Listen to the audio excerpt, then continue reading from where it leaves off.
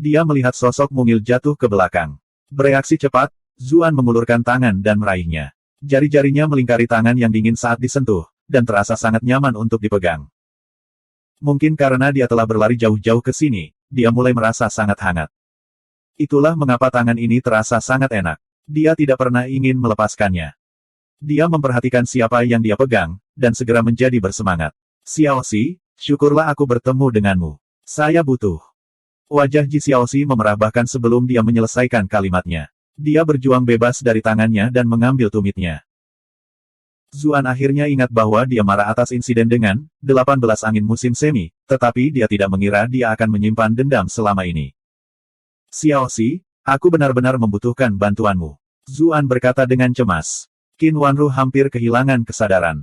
Dia benar-benar lemas dalam pelukannya. Aku tidak membantumu. Ji Xiaoxi melirik wanita di lengannya. Dia tidak bisa melihat siapa itu, karena wajah Qin Wanru terkubur di dadanya. Pria ini benar-benar berlari ke arahku sambil memegang wanita lain di tangannya. Anda telah berhasil mengendalikan Ji Xiaoxi selama 33. Zuan tercengang ketika melihat poin rage. Gadis ini biasanya cukup baik hati. Dia tidak mengharapkan dia untuk berperilaku seperti ini sama sekali. Xiaoxi, insiden dengan 18 angin musim semi, benar-benar salahku. Anda dapat mengutuk dan memukuli saya semua yang Anda inginkan nanti, tetapi saya benar-benar membutuhkan Anda untuk membantu saya menyelamatkan seseorang hari ini. Zuan benar-benar panik sekarang. Wajah Ji Xiaoxi menjadi merah. Jika itu hanya tentang dia yang secara tidak sengaja menguji 18 angin musim semi, dia tidak akan begitu marah. Hal utama yang menggerogotinya adalah kenyataan bahwa dia harus menelanjangi dan berendam di bak mandi. Setelah itu Zuan melihatnya, dan bahkan menyentuhnya. Kesalahpahaman dengan Chu Huanzhao setelah itu hanya memperburuk masalah. Dia selalu sangat murni. Kapan dia pernah mengalami hal seperti itu sebelumnya? Itulah sebabnya dia memendam dendam ini selama ini, dan perasaannya selalu rumit setiap kali dia melihat Zuan. Dia ingin menolaknya, tetapi sisi baik dan lembutnya menyadari ada yang tidak beres dengan wanita di pelukannya. Dia baru saja akan mengatakan sesuatu ketika teriakan marah bergema di sekitar halaman. 18 angin musim semi. Beraninya kamu menggertak putriku. Petik 2. Anda telah berhasil mengendalikan Ji Dengtu untuk 678 poin kemarahan. Ji Dengtu datang mengaum. Dia tampak seperti akan mencabik-cabik Zuan. Zuan melompat kembali ketakutan. Sebelum dia sempat menjelaskan dirinya sendiri, Ji Xiaoxi panik dan berkata, "Ayah, ini tidak seperti yang kamu pikirkan." Bagaimana mungkin itu tidak seperti yang saya pikirkan? Aku baru saja mendengar kalian mengatakan, 18 angin musim semi. Beraninya bocah ini menggunakan obat kejam seperti itu padamu. Aku akan mengulitinya hidup-hidup. Ji Dengtu jelas seorang ayah yang overprotektif yang menyayangi putrinya tanpa henti. Namun, terlepas dari semua usahanya, mutiara yang telah dia pelihara dengan hati-hati selama bertahun-tahun ini telah diberikan kepada seekor babi. Obat ini membutuhkan 18 peluru untuk menghilangkan efeknya. Dia hampir meledak karena marah. Anda telah berhasil menjebak Ji Dengtu selama 999. Wajah kecil Ji Xiaoxi sepenuhnya merah. Dia ingin menjelaskan banyak hal, namun dia tidak tahu harus mulai dari mana atau bagaimana. Merasakan kemarahan Ji Dengtu yang meroket, Zuan tahu bahwa dia akan dicabik-cabik jika dia tidak segera memperbaiki situasi. Dia berseru, "Dokter Surgawi Ji, kamu salah paham. Kami tidak sedang membicarakan Xiaoxi. Nyonya Chu yang telah menderita 18 angin musim semi." Dia membalikkan Qin Wanru sambil mengatakan ini. Dia saat ini tidak sadarkan diri, dan kulitnya benar-benar merah. Suhu tubuhnya sangat tinggi, dan dia bahkan bisa merasakan panas melalui pakaiannya. Dia tidak tahu apakah itu karena efek obat, tetapi seluruh tubuhnya mengeluarkan aroma yang kaya. Baunya mirip dengan mawar, tetapi ada sesuatu yang berbeda darinya. Wanru, saat melihat wanita cantik di pelukan Zuan, mata Ji Dengtu langsung berbinar. Tidak masalah, aku akan menyembuhkannya. Dia segera mengulurkan tangannya untuk mengambil Qin Wanru. Zuan buru-buru mundur selangkah. Dia memandang Ji Dengtu membela diri. Saya khawatir saya tidak dapat menyusahkan tabib surgawi Ji dengan masalah ini. Bagaimanapun, pria dan wanita sedikit berbeda. Saya akan membutuhkan bantuan Xiaoxi untuk ini. Apakah kamu bercanda? Apakah Anda pikir saya tidak tahu orang seperti apa Anda? Pria ini meminta saya untuk pakaian dalam Qin Wanru. Mengapa saya harus menyerahkan Qin Wanru kepada orang yang begitu vulgar? Itu seperti mengirim domba langsung ke sarang serigala. Ji Dengtu tersenyum. Itu tidak akan berhasil, itu tidak akan berhasil. Xiaoxi tidak tahu bagaimana menyembuhkan sesuatu seperti itu. Saya harus menjadi orang yang melakukannya. Petik 2. Zuan mencibir. Omong kosong. Bahkan saya dapat melakukan metode yang Anda pikirkan. Mengapa saya repot-repot datang jauh-jauh ke sini jika itu masalahnya? Keduanya saling melotot, tidak ada pihak yang mau mundur. Ji Xiaoxi tidak bisa terus menonton ini. Dia berjalan mendekat dan berkata, aku akan mencobanya. Dia secara alami baik hati. Ketika dia mengetahui jenis racun yang diderita Qin Wanru, dia langsung bersimpati padanya, karena dia sendiri juga mengalami hal yang sama. Zuan akhirnya santai ketika mengetahui bahwa dialah yang akan memberikan perawatan. Dia akan menyerahkan Qin Wanru ketika dia diingatkan akan sosoknya yang lembut. Dia memutuskan untuk membantunya membawa Qin Wanru ke dalam, takut dia tidak akan mampu menanggung berat badannya. Saat dia berjalan, Zuan berkata, dia juga terluka parah. Dia mungkin kehilangan nyawanya kapan saja. Petik 2. Ji Dengtu telah kehilangan senyum sembrononya. Dia berjalan dengan cemberut. Setelah melihat luka di punggungnya, dia berkata, tinju yang menghancurkan hati. Hong Zong memberontak. Ini benar-benar tidak terduga. Zuan terkejut. Orang ini sepertinya mengenal klan Chu dengan cukup baik. Ji Dengtu mengeluarkan pil dan memberikannya kepada Qin Wanru. Obat ini untuk sementara dapat melindungi arteri di sekitar jantungnya. Kami akan mendetoksifikasi dia terlebih dahulu dan kemudian mengobati luka-lukanya. Pemberian obat lain hanya akan memperburuk kondisinya. Kita harus bergerak cepat. Zuan terkejut ketika dia melihat betapa seriusnya ekspresinya. Apakah itu benar-benar buruk? Ini lebih buruk dari yang kamu bayangkan. Wajah Ji Dengtu benar-benar mendung. Dia berkata kepada Ji Xiaoxi, Xiaoxi, racun yang dia derita bukanlah 18 angin musim semi, melainkan Bull Scream. Gunakan metode detoksifikasi yang telah saya ajarkan sebelumnya. Gunakan pil yang menenangkan hati dengan ramuan bambu kekaisaran, air tanpa akar. Baiklah, baiklah. Kalian harus tersesat. Ji Xiaoxi meletakkan tangan di punggung mereka dan mendorong mereka masing-masing, mengejar mereka sebelum membanting pintu hingga tertutup. Ji Dengtu telah berbalik dan baru saja akan mengatakan sesuatu. Pintu hampir menabrak hidungnya. Dia langsung menjadi kesal. Kenapa kamu begitu defensif? Bukankah ada pepatah yang mengatakan bahwa seorang gadis akan selalu bertingkah seperti seorang putri yang melekat pada ayahnya? Putriku sama sekali tidak seperti ini. Zuan memberinya tatapan aneh. Apakah orang ini benar-benar tidak memiliki kesadaran diri? Meskipun demikian, dia tidak bisa menahan perasaan kagum. Dia ingin memperingatkan Ji Xiaoxi bahwa Qin Wanru tidak terkena 18 angin musim semi, tetapi Ji Dengtu langsung melihatnya. Bagaimanapun, dia benar-benar pantas mendapatkan reputasinya sebagai tabib surgawi.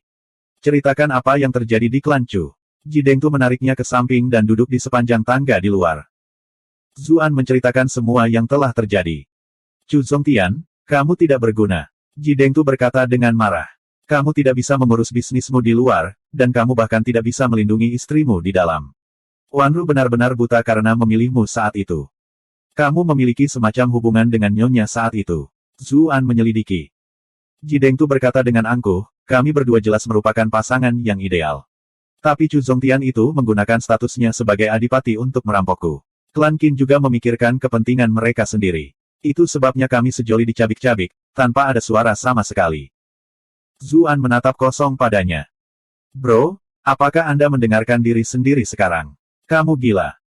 Qin Wanru selalu memiliki ekspresi jijik di wajahnya setiap kali dia menyebutkannya. Dia tidak pernah melihat jejak kasih sayang darinya ketika dia bertemu Ji Dengtu. Pria ini mungkin hanya Sim yang kesal yang dewinya telah dicuri oleh Chu Zongtian. Ngomong-ngomong, Chu Tiseng terlihat sangat bodoh dan pengecut. Saya tidak berharap dia memiliki keterampilan seperti itu. Ji Dengtu terdengar terkesan. Zuan penasaran. Keterampilan. Apakah Anda berbicara tentang pengambil alihan Chu Estate? Kamu menyebut itu keterampilan. Ji Dengtu memandangnya seolah-olah dia adalah orang bodoh. Saya jelas berbicara tentang fakta bahwa dia mendapatkan Bull Scream. Selama bertahun-tahun saya habiskan di bumi ini, dan saya hanya menemukannya dalam jumlah kecil ketika saya masih kecil. Saya akhirnya menggunakannya untuk penelitian. Anak-anak benar-benar melakukan hal bodoh. Kemudian, saya tidak dapat menemukan lagi tidak peduli seberapa keras saya mencoba. Saya tidak berharap guru kedua Chu memilikinya. Saya harus mencuri sisanya darinya ketika saya mendapat kesempatan. Petik 2. Bab 372, terlambat. Zuan terdiam. Ini adalah tabib surgawi yang mulia, namun dia vulgar sampai-sampai, jika dia tidak mencari buku bertema dewasa, dia malah berburu afrodisiak. Bahkan dia merasa malu untuknya. Bocah sialan. Ekspresi macam apa itu? Ji Dengtu memberinya tatapan mengancam ketika dia melihat ekspresinya. Namun, orang bijak memilih pertempurannya. Zuan segera tersenyum dan berkata, rasa hormat saya kepada Penatua Ji menyembur seperti arus sungai yang tiada henti. Itu seluas sungai Bright Moon itu sendiri, tidak ada habisnya dan tidak ada habisnya. Petik 2. Ji Dengtu mengelus dagunya dengan puas. Tidak buruk, nak, tidak buruk. Anda memiliki prospek. Anda layak mendapatkan pendapat saya yang baik tentang Anda. Petik 2. Zuan mencibir ke dalam, tetapi dia masih bertanya, ngomong-ngomong, karena kamu berteman dengan Nyonya, bisakah kamu membantunya menyingkirkan pengkhianat Hong Zong dan Chu Tiseng? Anda bahkan dapat mengambil sisa, Bull Scream, Chu Tiseng di sepanjang jalan.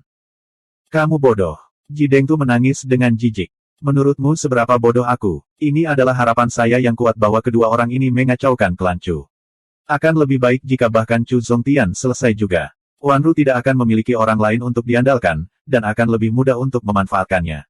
Ahem, akan lebih mudah bagiku untuk merawatnya. Zuan tidak mengatakan apa-apa tentang itu. Bro, Anda sangat masuk akal, bahkan saya tidak bisa berdebat dengan logika Anda.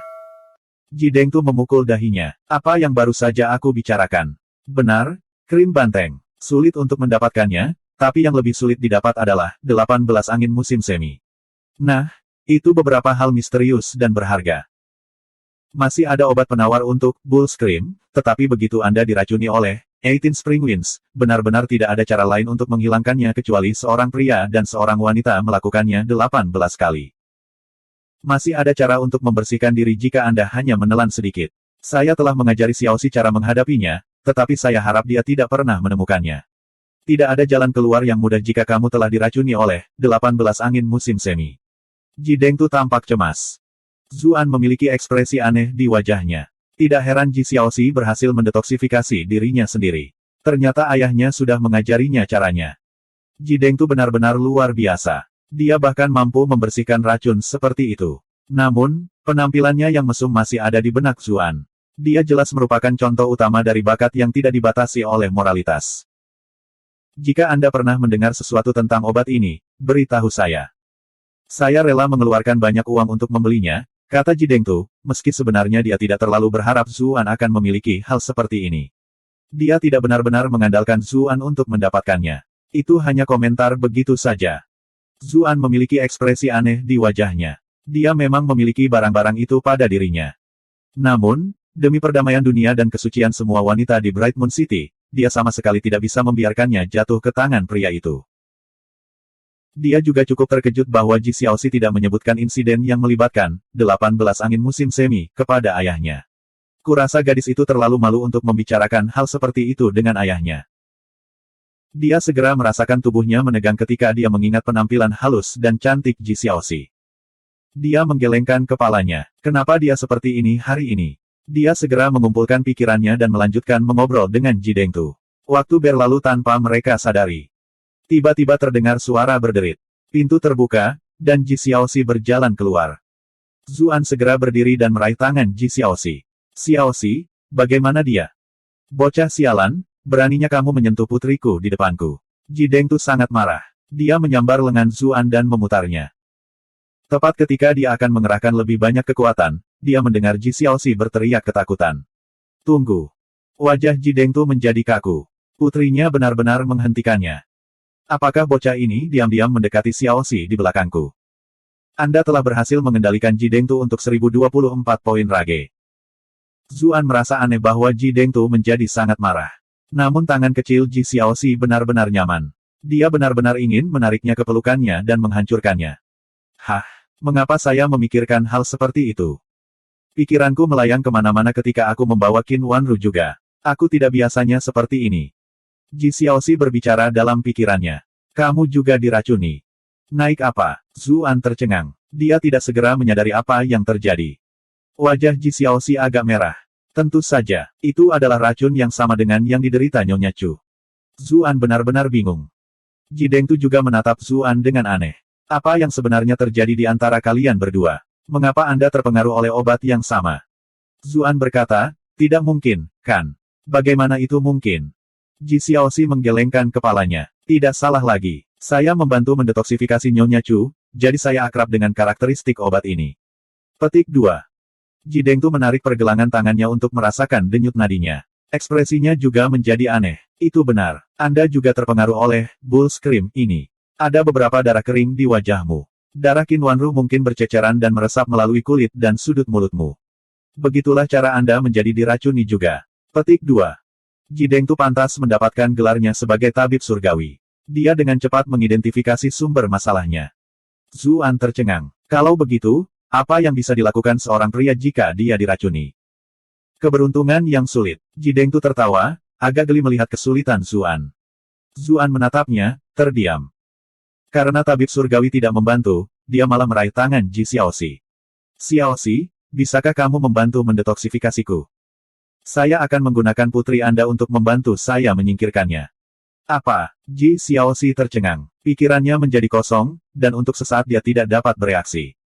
Zuan tidak bisa mengalihkan pandangannya dari penampilannya yang menggemaskan. Dia mulai menganggapnya semakin lucu.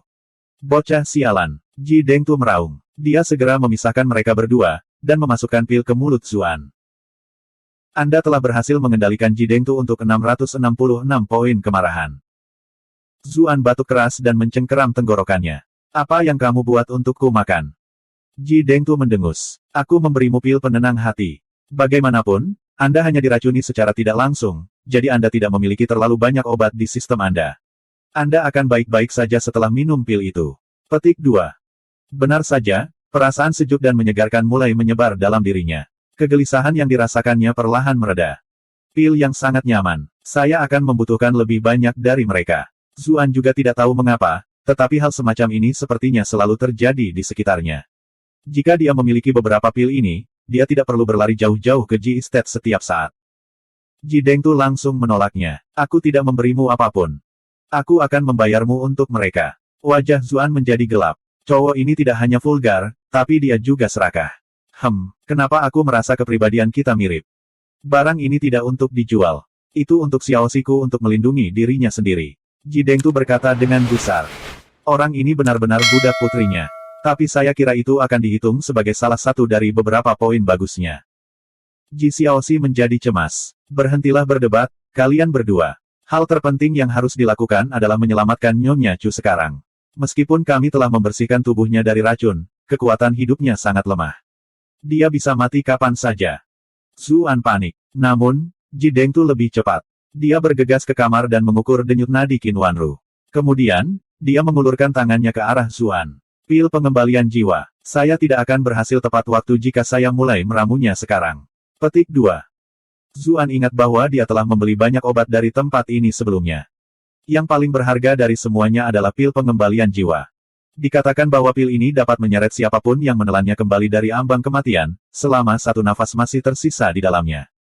Dia tidak berani ragu. Dia mengambil satu dan memberikannya kepada Qinwanru. Jika satu tidak cukup, haruskah saya memberinya satu lagi? Ji Dengtu menghentikannya. Satu sudah cukup. Efek obatnya sangat kuat. Memberinya lebih banyak akan menjadi bumerang dan memiliki efek sebaliknya. Setelah mengatakan ini, dia mengumpulkan konsentrasinya dan mulai mengobatinya menggunakan akupuntur. Zuan tidak berani mengganggu proses pengobatan. Dia menyaksikan dengan gugup dari samping. Ji Xiaoxi turun tangan untuk membantu ayahnya. Tetesan keringat terlihat terbentuk di dahi Ji Dengtu. Perlakuan ini jelas sangat melelahkan. Perawatan berkembang dalam waktu yang dibutuhkan untuk membakar dupa. Tiba-tiba, kulit Ji Dengtu berubah drastis. Ini buruk. Jika dia hanya menderita pukulan dari tinju penghancur hati, aku pasti bisa membawanya kembali. Namun, aliran darahnya dipercepat oleh Bull Scream yang memperkuat luka-lukanya. Mungkin sudah terlambat. Zuan merasakan darah mengalir deras ke kepalanya. Bukankah kamu seorang tabib surgawi yang berdarah? Mengapa Anda tidak bisa menyelamatkannya? Anda hanya membual tentang bagaimana pil jiwa kembali apapun itu dapat membawa seseorang kembali dari ambang kematian, selama mereka memiliki satu napas tersisa di dalamnya. Nyonya Chu masih memiliki begitu banyak nafas tersisa di dalam dirinya. Apakah kamu mempermainkanku? Petik 2. Bab 373, Mengejar. Ekspresi Ji Dengtu menjadi canggung. Pergantian peristiwa ini jelas membuatnya merasa malu juga. Aku sudah memberitahumu sebelumnya bahwa pil pengembalian jiwa berguna dalam sebagian besar situasi. Namun, ada beberapa situasi di mana itu tidak berguna. Ini jelas salah satu dari sedikit situasi di mana itu tidak berhasil. Petik 2. Zuan tidak percaya dengan apa yang dia dengar. Kurang ajar kau. Kembalikan uang saya. Dia baik dan benar-benar kesal. Kembalikan uangku kalau begitu. Anda menipu saya dengan begitu banyak uang untuk barang yang tidak dapat diandalkan seperti itu. Petik 2. Ji Dengtu melompat mundur. Dia berkata membela diri, saya tidak akan pernah mengembalikan uang Anda. Sama sekali tidak. Zuan meraih kerahnya dan meraung, kalau begitu selamatkan nyawa Nyonya Chu.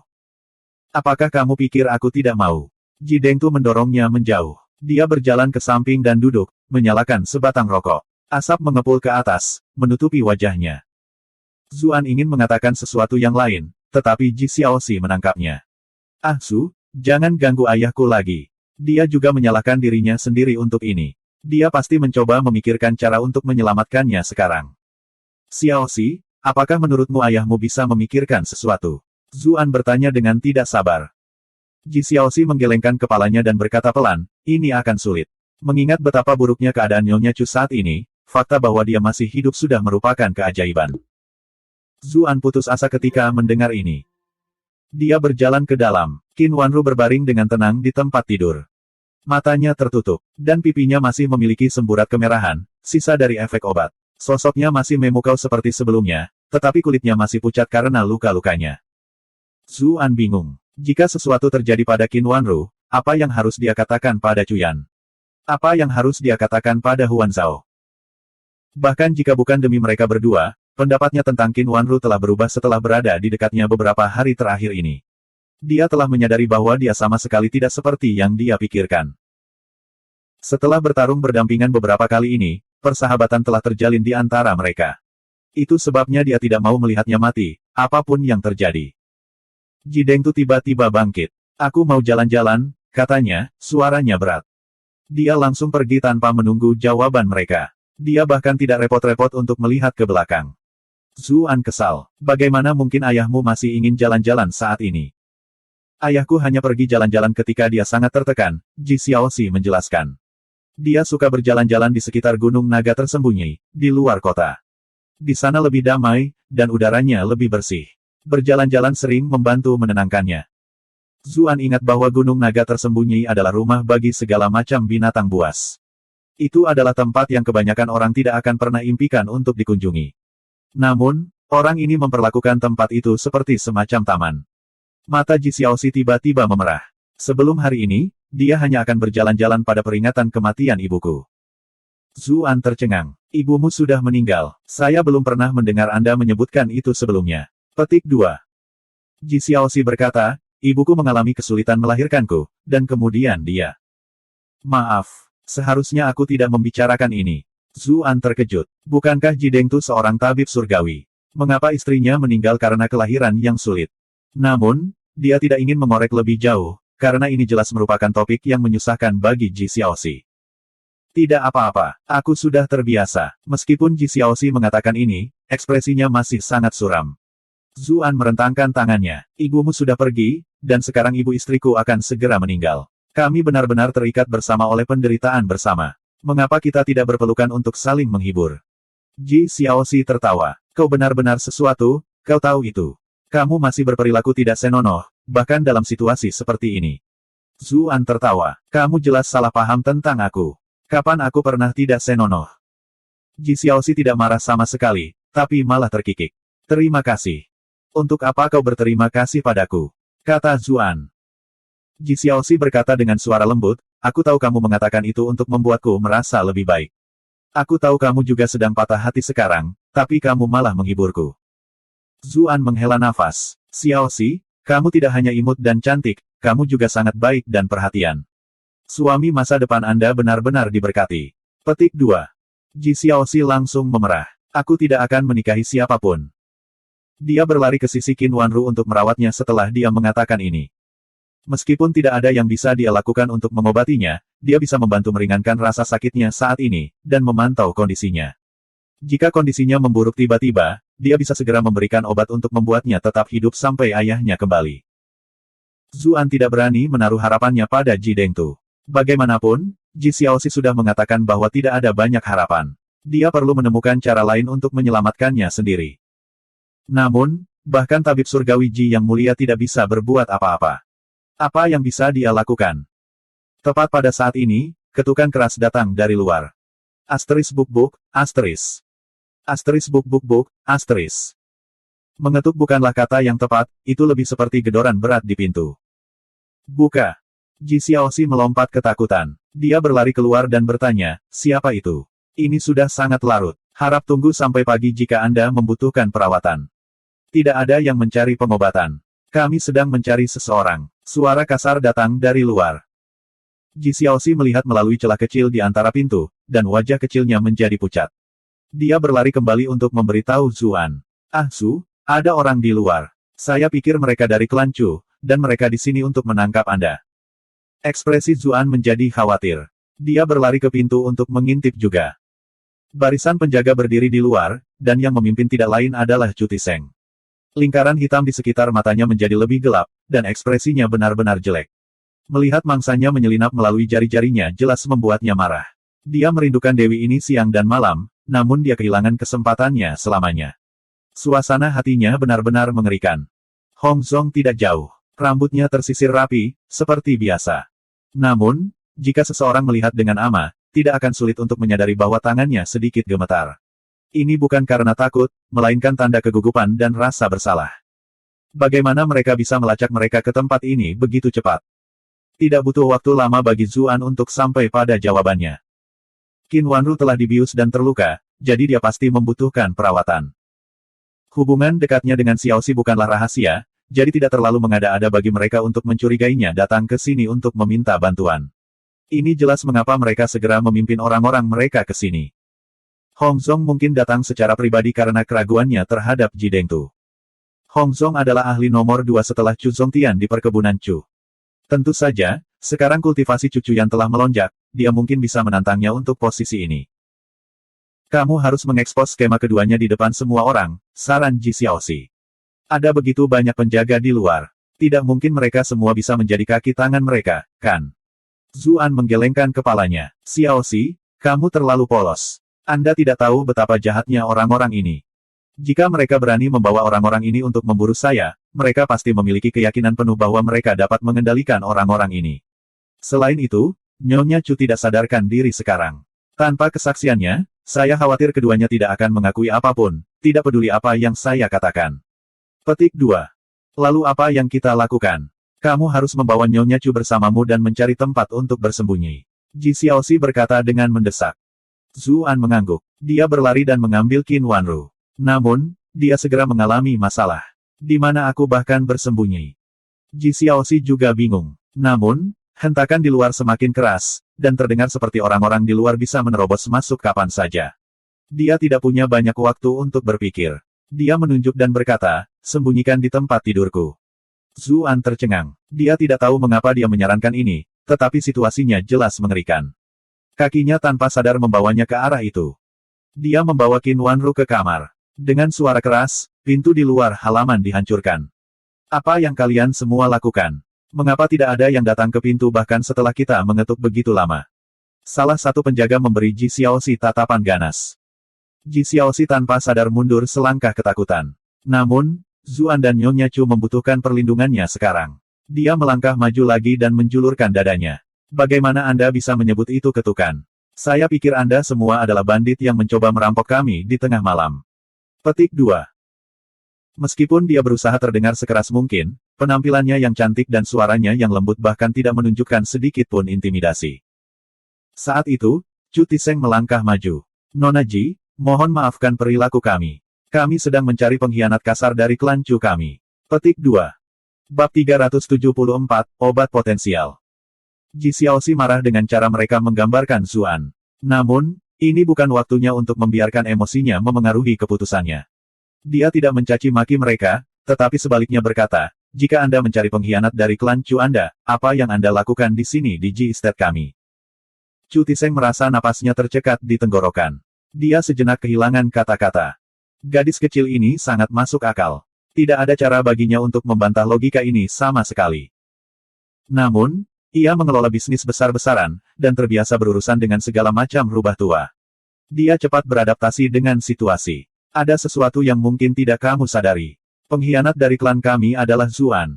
Dia sangat tercela sehingga dia bahkan membius Nyonya Chu. Untungnya, seseorang memperhatikan tindakannya. Dia melarikan diri dengan panik, tetapi dia menderita luka parah dalam prosesnya. Kami menduga dia mungkin datang ke sini mencarimu, karena kalian berdua adalah sesama siswa. Zuan benar-benar terpana. Dia cukup penasaran dengan alasan apa yang akan digunakan orang-orang ini untuk menangkapnya, tetapi hal terakhir yang dia harapkan adalah fitnah yang begitu berbisa. Lagi pula, berita skandal menyebar dengan cepat. Seluruh kota akan segera menyadari masalah ini. Ketika berita menyebar dan kebenaran semakin terdistorsi, segalanya mungkin mulai terdengar lebih buruk. Begitu itu terjadi, bahkan jika Qin Wanru pulih dan mengatakan yang sebenarnya kepada semua orang, beberapa orang mungkin masih mencurigainya karena melindungi pezinanya. Mereka akan berhasil membunuh dua burung dengan satu batu. Ini benar-benar taktik yang kejam. Ji Xiaoxi kagum pada bagaimana Chu Tiseng telah memutarbalikkan kebenaran. Mereka jelas-jelas yang telah melakukan itu pada Qin Wanru, namun entah bagaimana mereka berhasil mengalihkan semua kesalahan ke Zuan. Dia tidak datang ke sini. Kalian bisa mencari di tempat lain. Setelah dia mengatakan ini, dia pindah untuk menutup pintu. Chu Tiseng meraih pintu. Ekspresi Ji Xiaoxi menjadi dingin. Apa yang sedang Anda coba lakukan? Chu Tiseng sedikit ragu. Dia curiga Zuan ada di dalam, tetapi dia juga tidak ingin terlalu menyinggung Ji Xiaoxi. Semua orang di Bright Moon City tahu bahwa Ji Xiaoxi adalah putri berharga Ji Dengtu. Tidak ada seorang pun di dunia pertempuran dan kekerasan ini yang ingin menyinggung dokter hebat ini. Lagi pula, tidak ada yang tahu apakah mereka mungkin membutuhkan jasanya suatu hari nanti. Selain itu, rumor mengatakan bahwa tabib surgawi Ji memiliki tingkat kultivasi yang mendalam sendiri. Saat dia mempertimbangkan pilihannya, Hong Zong angkat bicara. Nona Ji, mengapa ayahmu belum keluar? Ji Xiaoxi menjawab, ayahku pergi jalan-jalan ke luar kota, tapi dia akan segera kembali. Zuan bersembunyi di kamar Ji Xiaoxi. Dia telah memfokuskan indera pendengarannya, dan mendengarkan semua yang terjadi di luar. Ketika dia mendengar pengakuan Ji Xiaoxi, dia tidak tahu apakah harus tertawa atau menangis. Bisakah gadis ini tidak jujur sepanjang waktu? Anda bisa saja mengatakan bahwa ayah Anda sedang meracik pil, atau minum, atau bahkan membaca beberapa film porno. Mengapa Anda harus mengatakan yang sebenarnya kepada mereka? Benar saja, Hong Zong dan Chu Tiseng keduanya menghela nafas lega ketika mereka mendengar bahwa Ji Dengtu tidak ada di kota. Semua orang tahu bahwa Ji Dengtu akan melakukan perjalanan untuk memetik herbal dari waktu ke waktu. Perjalanan ini akan sering berlangsung seminggu sampai sebulan. Chu Tiseng tertawa dan berkata, Nona Ji, saya tahu bahwa Anda baik hati, dan Anda biasanya akrab dengan Zuan. Namun, Anda benar-benar tidak boleh membiarkan dia menipu Anda. Anda tidak tahu betapa kejinya dia. Cukup, semua warna terkuras dari wajah Ji Xiaoxi. Saya dapat memutuskan sendiri bagaimana perasaan saya terhadap orang-orang di sekitar saya. Saya tidak membutuhkan orang lain untuk mengajari saya. Mendengar ini, Chu Tiseng semakin yakin bahwa Zuan bersembunyi di dalam. Dia melihat penjaga di sekelilingnya. Orang-orang itu membalas tatapannya, lalu mulai berbaris masuk. Sosok Ji Xiaoxi kecil dan halus, bagaimana dia bisa menghentikan penjaga yang menakutkan ini? Dia dengan cepat kewalahan. Ji Xiaoxi cemas, dan lebih dari sedikit marah. Apa yang sedang kamu lakukan? Kalian membangunkan saya ketika saya sedang tidur, dan sekarang Anda menerobos masuk ke properti orang lain. Kapan Bright Moon City menjadi tempat tanpa hukum? Ayahku tidak akan membiarkan kalian pergi. Ketika mereka mendengar dia mencambuk nama ayahnya untuk mengancam mereka, mereka menjadi khawatir. Lagi pula, Ji Dengtu tidak hanya pandai mengobati penyakit, dia juga ahli dalam penggunaan racun. Bahkan Chu Tiseng menjadi waspada. Hong Zong mendengus. Chu Tiseng selalu terlalu berhati-hati, dan tidak punya nyali untuk mengurus sesuatu yang penting. Dia memutuskan untuk memimpin. Nona Ji masih naif, dan mudah tertipu oleh orang lain. Zuan tidak hanya menyerang Nyonya Chu, dia juga membunuh banyak pelayan kita. Tindakannya benar-benar kejam dan berbahaya. Nona Ji sendirian sekarang. Jika orang itu bersembunyi di sekitar sini, Anda mungkin berada dalam bahaya yang mengerikan. Tidak ada jaminan bahwa dia tidak akan tiba-tiba menyerang Anda juga. Saya percaya bahwa tabib surgawi Ji pasti akan menyetujui pencarian kami, untuk memastikan keselamatan Anda. Chu Tiseng terkesan. Rubah tua ini benar-benar licik. Sekarang, bahkan jika Ji Dengtu mengetahui hal ini, dia tidak akan mengeluh. Dia bahkan mungkin berterima kasih kepada mereka. Ji Xiaoxi panik. Saya sedang berbaring di tempat tidur saya sekarang, dan tidak ada yang datang untuk menyakiti saya. Sebaliknya, kalianlah yang datang untuk menimbulkan masalah. Petik 2. Hong Zong tersenyum. Sepertinya berbohong bukanlah salah satu kekuatanmu, Nona Ji. Pakaian Anda semua rapi, dan rambut Anda tidak berantakan sama sekali. Anda tidak terlihat seperti seseorang yang baru saja bangun dari tempat tidur.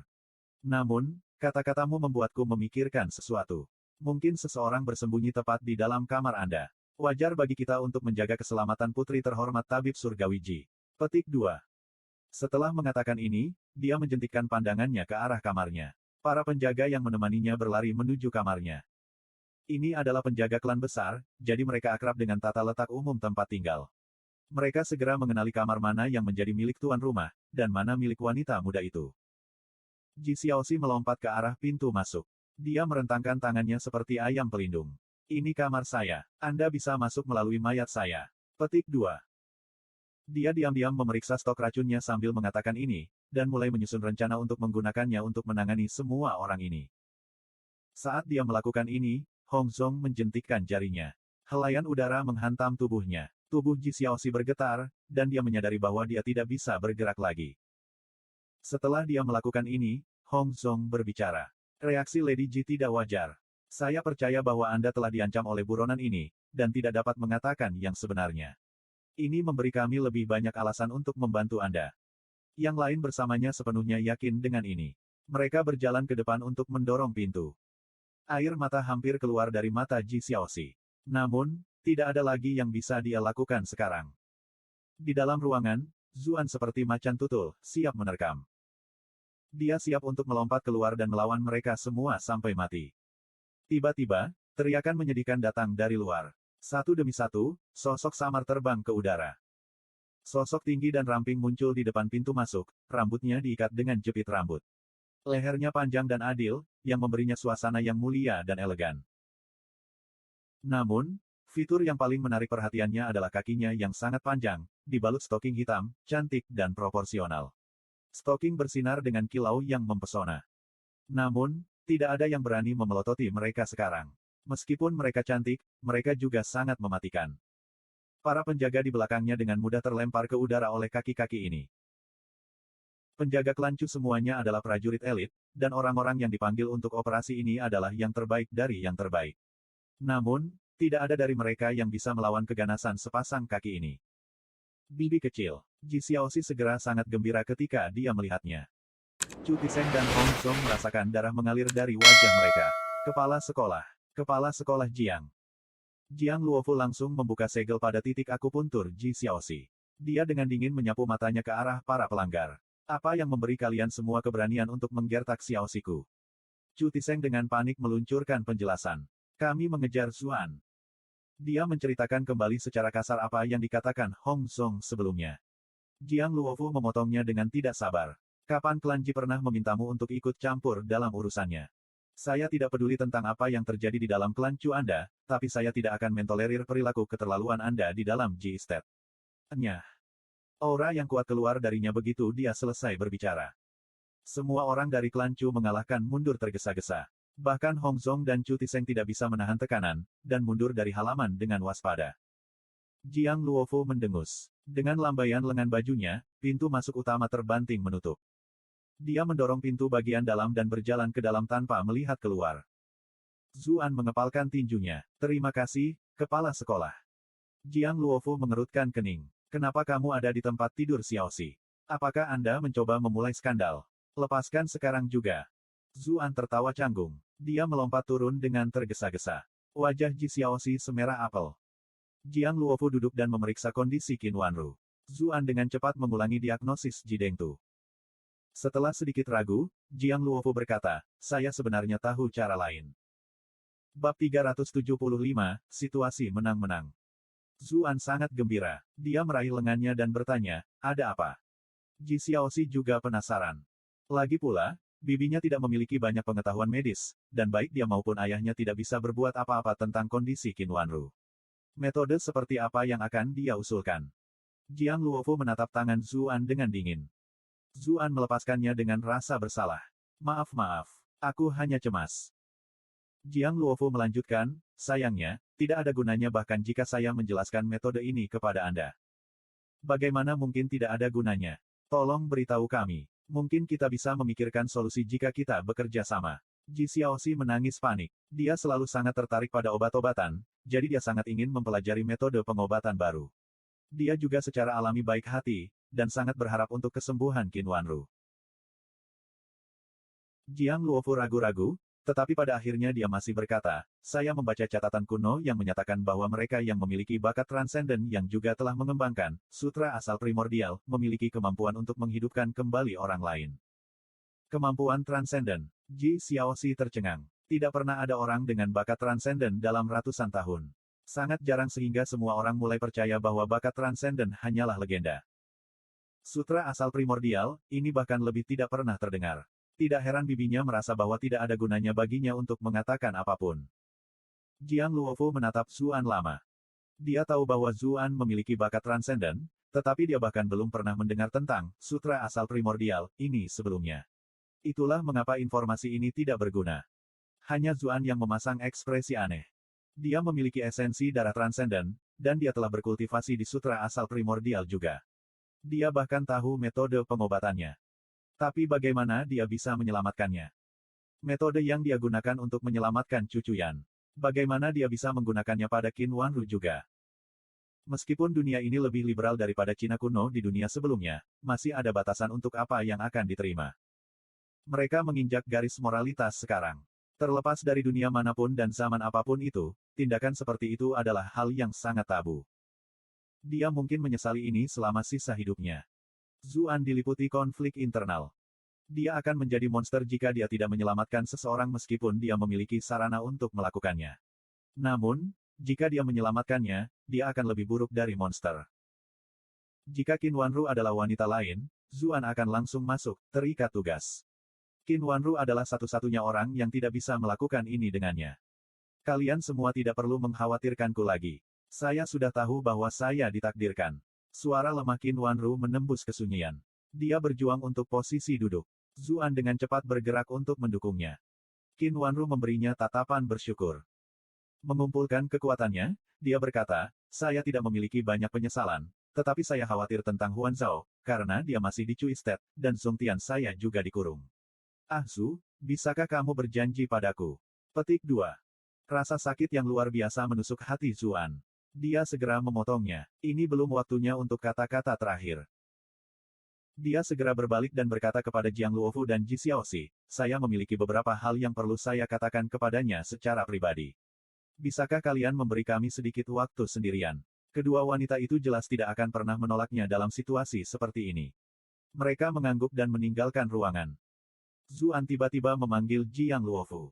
Kepala sekolah, tolong jangan dengarkan percakapan kita. Kultivasinya terlalu tinggi. Dia bisa dengan mudah mendengarkan apa yang akan mereka diskusikan di dalam ruangan. Jiang Luofu menempelkan bibirnya sebentar. Jangan khawatir, aku tidak tertarik dengan percakapanmu. Anda telah berhasil mengendalikan Jiang Luofu untuk 111 poin kemarahan. Qin Wanru menatap Zuan dengan bingung. Apa yang ingin kau katakan padaku? Zuan dengan cepat menutup pintu, lalu mendekat ke telinga Qin Wanru. Merasa tidak nyaman dengan kedekatannya dengannya, Qin Wanru tanpa sadar pindah. Zuan dengan cepat berkata, aku akan memberitahumu sesuatu yang sangat penting. Tidak ada orang lain yang tahu tentang ini. Qin Wanru berhenti bergerak ketika dia mendengar ini. Namun, matanya masih bersinar dengan kebingungan. Setelah sedikit ragu, dia berkata, apakah Anda mendengar kepala sekolah Jiang menjelaskan kemungkinan metode pengobatan? Qin Wanru mengangguk. Bukankah itu membutuhkan seseorang dengan bakat transenden dan sutra asal primordial? Kedua hal ini hanya ditemukan dalam legenda, jadi tidak perlu membuang waktu untuk memikirkannya. Sebenarnya, Zuan berhenti sejenak. Aku memiliki kedua hal ini. Apa? Qin Wanru sangat terkejut. Dia bahkan tidak tahu apa itu, sutra asal primordial, jadi dia tidak terlalu terkejut dengan itu. Namun, pengetahuannya tentang bakat transenden tidak bisa lebih jelas. Itu adalah sesuatu yang langsung dari legenda. Bakat Cucuyan telah membuatnya diakui secara publik sebagai seorang jenius. Dengan bakatnya, dia mampu mencapai tingkat kultivasi yang begitu tinggi di usia yang begitu muda, yang mendapat pujian tanpa akhir dari semua orang yang melihatnya. Dia tidak bisa membayangkan kemungkinan seseorang dengan tingkat bakat yang lebih tinggi. Jangan khawatir tentang hal lain sekarang, kata Zuan buru-buru. Meskipun aku punya cara untuk menyelamatkanmu, metode ini sangat memalukan. Anda harus menjadi orang yang memilih apakah Anda ingin diperlakukan atau tidak. Petik 2. Qin Wanru bingung. Tentu saja aku ingin kamu menyelamatkanku. Mengapa saya tidak menginginkan itu? Pengkhianatan Chu Tiseng dan Hong Zhong telah menyalakan api besar di dalam dirinya. Setelah dia pulih, sudah waktunya untuk membalas dendam. Jika dia mati, itu hanya akan memudahkan kursi kekuasaan di klan Chu untuk bergeser. Huan Zhao kemungkinan besar akan menemui akhir yang menyedihkan, dan suaminya sendiri pasti tidak bisa diselamatkan. Sebelumnya, dia berpikir bahwa dia pasti sudah mati. Dia bahkan mulai mengucapkan kata-kata terakhirnya sebelumnya. Bagaimana dia bisa menyerah sekarang, ketika ada harapan? Melihat ekspresinya yang tidak pasti, Qin Wanru berkata, "Jangan khawatir, saya akan bekerja sama dengan Anda tidak peduli seberapa keras atau menyakitkan itu. Saya akan puas bahkan jika Anda hanya bisa membuat saya tetap hidup cukup lama untuk melihat klan Chu stabil kembali." Konflik di dalam Zuan terlihat jelas. "Nyonya, saya mendorong Anda untuk tidak setuju terlalu cepat. Tolong izinkan saya menjelaskan apa yang dibutuhkan perawatan terlebih dahulu." Dia memberikan penjelasan singkat tentang bagaimana sutra asal primordial dan esensi darah transenden digunakan dalam pengobatan. Dia bahkan memberitahunya tentang pengalamannya dengan cucuyan di ruang bawah tanah. Qin Wanru bingung pada awalnya, yang perlahan berubah menjadi syok. Pada akhir penjelasannya, wajahnya benar-benar merah. "Cukup, Anda tidak perlu mengatakan apa-apa lagi. Saya sama sekali tidak akan setuju dengan metode ini." Petik 2. Ketika dia memikirkan dia dan Zuan, dia menggigil. Diselamatkan dengan cara itu akan menjadi nasib yang lebih buruk daripada kematian. Zuan tersenyum pahit. "Sudah kubilang akan jadi seperti ini. Metode ini terlalu memalukan, bukan?" Petik 2. Reaksinya benar-benar diharapkan. Dia menghela nafas. Sepertinya kita hanya bisa menerima takdir. Qin Wanru akhirnya mengerti mengapa ekspresinya begitu bertentangan selama ini. Dia tidak berpikir bahwa dia sengaja menipu dia, karena putrinya juga menceritakan sedikit tentang apa yang terjadi di ruang bawah tanah. Namun, tidak mungkin dia bisa menyetujui cara perawatan seperti itu. Bagaimana mereka berdua bisa saling memandang setelah itu? Bagaimana dia bisa menghadapi Cuyan? Bagaimana dia bisa menghadapi Chu Zongtian? Bagaimana dia bisa menghadapi seluruh dunia? Tiba-tiba, sebuah pikiran terlintas di benaknya. Dia ingat obat yang disebutkan Chu Tiseng saat dia mengancam akan mempermalukannya. Obat itu bisa membuatnya melupakan segalanya dalam beberapa jam. Jika mereka berdua menemukan kamar kosong, dan keduanya meminum obat ini, tak satu pun dari mereka akan mengingatnya setelah itu. Bukankah itu akan menjadi situasi yang saling menguntungkan? Jantungnya mulai berdebar begitu pikiran ini memasuki pikirannya. Dia segera mencekik pikiran itu. Apakah dia sudah gila? Bagaimana dia bisa benar-benar mempertimbangkan hal seperti itu? Dia dengan cepat mengumpulkan pikirannya dan berkata kepada Zuan, "Ah Zu, aku tidak menyangka kamu benar-benar memiliki bakat yang luar biasa, apalagi teknik ajaib seperti itu. Sepertinya aku benar-benar meremehkanmu. Anda sama sekali bukan orang yang tidak berguna. Itulah sebabnya, setelah saya mati, Anda harus berjanji kepada saya bahwa Anda akan melindungi Huan Zhao, dan menyelamatkan ayah mertua Anda. Zongtian selalu memperlakukanmu dengan baik, jadi kamu tidak bisa mengecewakannya." Ketika dia mendengarnya menekankan kata-kata, ayah mertua, dia tahu bahwa dia diam-diam memperingatkannya.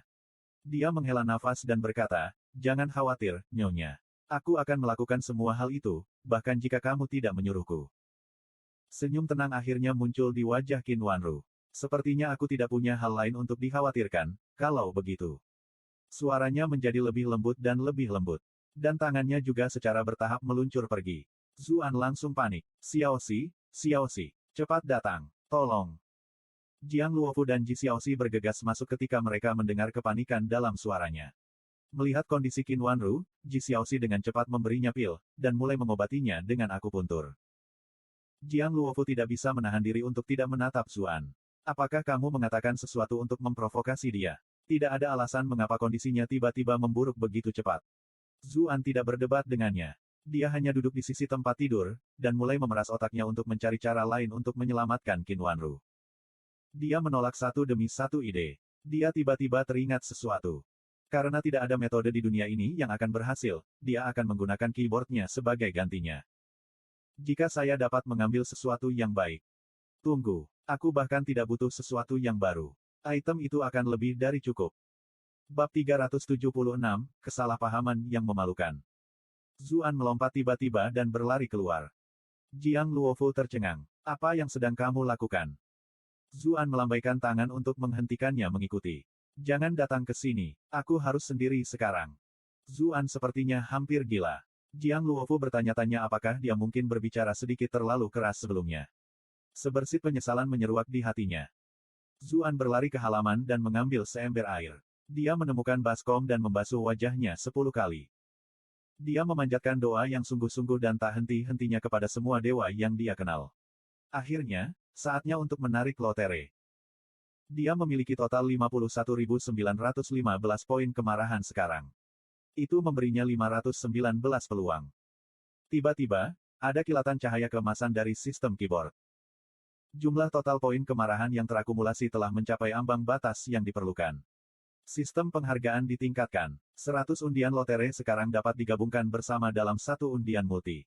Jika Anda memiliki lebih dari 100 peluang, setiap undian akan menjadi multi-undian, dan Anda akan menerima semua hadiah secara instan. Jika Anda memiliki kurang dari 100 peluang, maka setiap undian akan tetap menjadi undian tunggal. Harap diperhatikan, jenis undian tidak mempengaruhi tingkat drop keseluruhan. Zuan membaca pemberitahuan itu dengan cermat dan berhasil mendapatkan gambaran kasar tentang apa yang sedang terjadi. Peningkatan ini hanya membantunya menghemat sedikit waktu. Memainkan lotre satu kali imbang cukup merepotkan, terutama ketika dia telah mengumpulkan sejumlah besar poin kemarahan.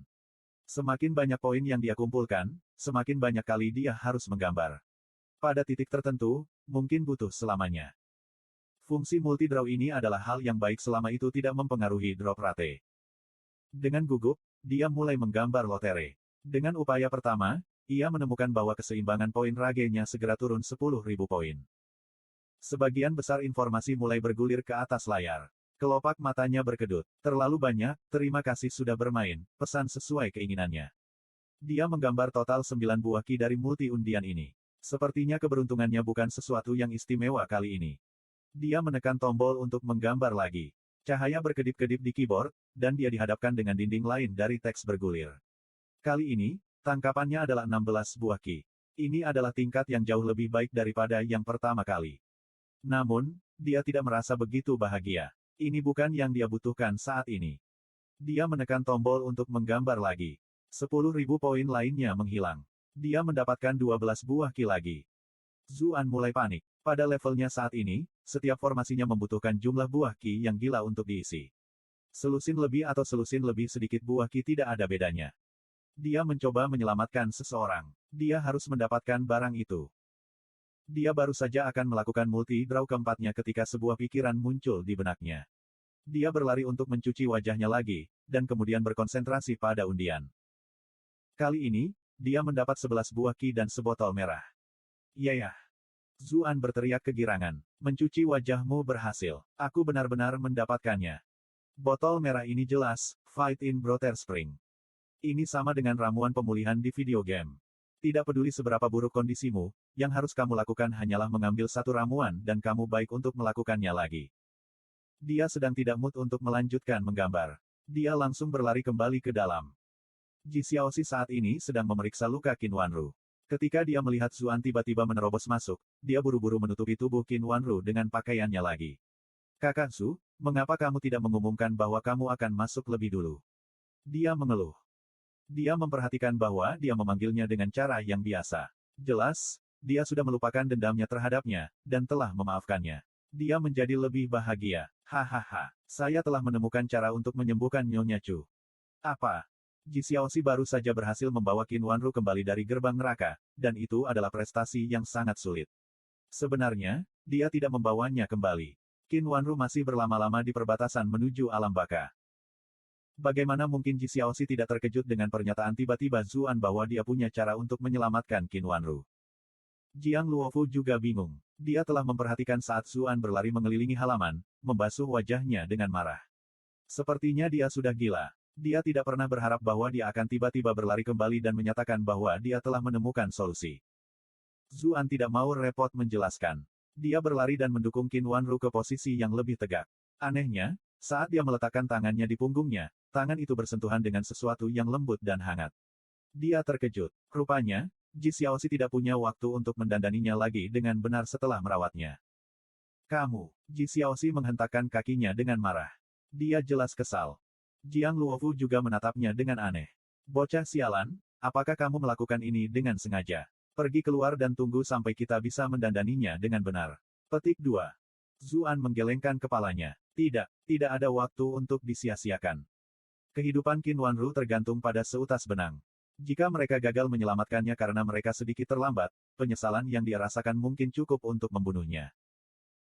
Dia mengeluarkan botol, Fight in Brother Spring, dan memberikannya kepada Qin Wanru. Kulitnya membaik saat cairan memasuki tubuhnya. Beberapa saat kemudian, Qin Wanru perlahan membuka matanya. Hatinya bebas dari rasa sakit yang menusuk yang dia rasakan selama ini. Dia terkejut. Apakah saya mati? Zuan tertawa terbahak-bahak. Tentu saja tidak. Aku menyelamatkanmu. Kamu menyelamatkanku. Qin Wanru tertegun sejenak. Kemudian, dia ingat perawatan yang dia jelaskan padanya sebelumnya. Ketika dia melihat bahwa pakaiannya setengah terbuka, kemarahan dan penghinaan berkobar di dalam dirinya. Kamu keparat. Dengan ayunan tangannya, dia menamparkan wajahnya. Asteris. Anda telah berhasil mengendalikan Qin Wanru untuk 1024 poin kemarahan. Zuan benar-benar tenggelam dalam kegembiraan menyelamatkannya. Hal terakhir yang dia harapkan adalah dia tiba-tiba menyerang wajahnya. Tamparan tiba-tiba ini membuatnya linglung. Ji Xiaoxi dan Jiang Luofu sama-sama tercengang. Mereka tidak tahu mengapa Qin Wanru akan memukul Zuan. Bukankah seharusnya dia senang bahwa dia telah diselamatkan? Seluruh tubuh Qin Wanru gemetar. Dia mendorong Zuan ke samping. Tindakanmu telah mengecewakan Cuyan dan Huan Zhao. Anda telah mengecewakan Zong. Petik 2. Di tengah kalimatnya, dia tiba-tiba melihat Jiang Luofu dan Ji Xiaoxi di sampingnya, ekspresi tercengang di wajah mereka. Dia berhenti berbicara sekaligus. Karena skandal itu sudah terjadi, prioritas pertama adalah mencegah berita itu menyebar ke orang lain. Itu akan membantu klan Chu menghindari rasa malu lebih lanjut. Zuan baru saja akan menjelaskan dirinya sendiri ketika Jiang Luofu angkat bicara. Nyonya Chu mungkin masih sedikit pusing karena luka-lukanya, mengingat betapa parahnya luka-luka itu. Dia tampaknya sedikit terlalu gelisah sekarang. Mungkin lebih baik jika Anda menunggu di luar. Petik 2. Dalam keadaan linglung, Zuan membiarkan dirinya diantar keluar. Angin dingin yang bertiup melintasi halaman yang tandus membantu menyadarkannya kembali. Apa di dunia yang saya lakukan untuk mendapatkan ini?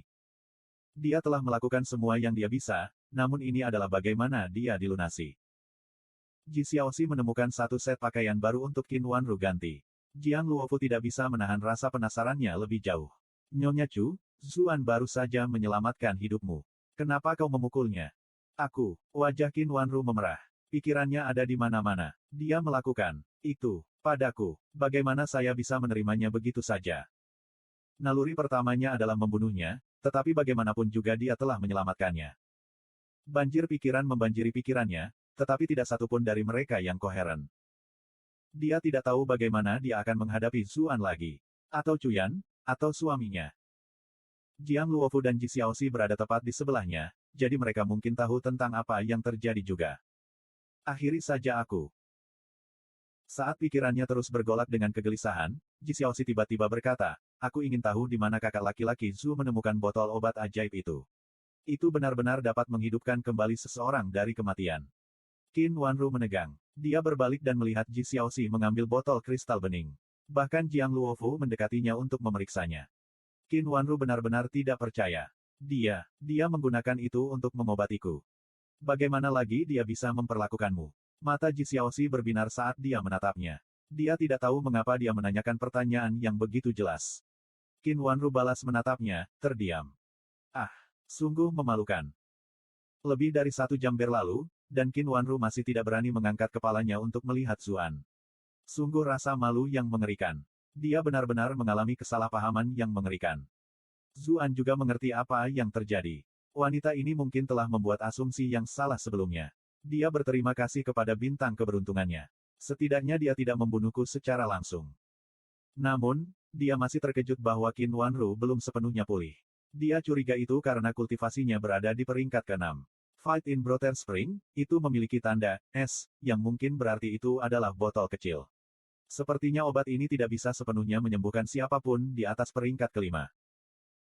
Meski begitu, botol itu sudah cukup untuk membawa Qin Wanru keluar dari zona bahaya.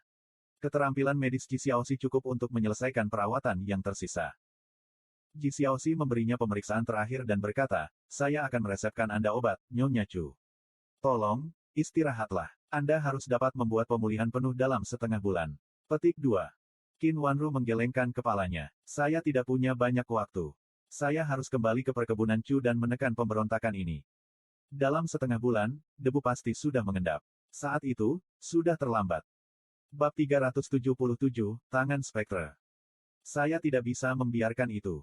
Sekarang ada cara Nyonya bisa bertarung dalam kondisi Anda saat ini. Ji Xiaoxi menunjukkan ekspresi serius yang langka. Kakak Zhu berjuang sangat keras untuk membawamu kembali dari jurang.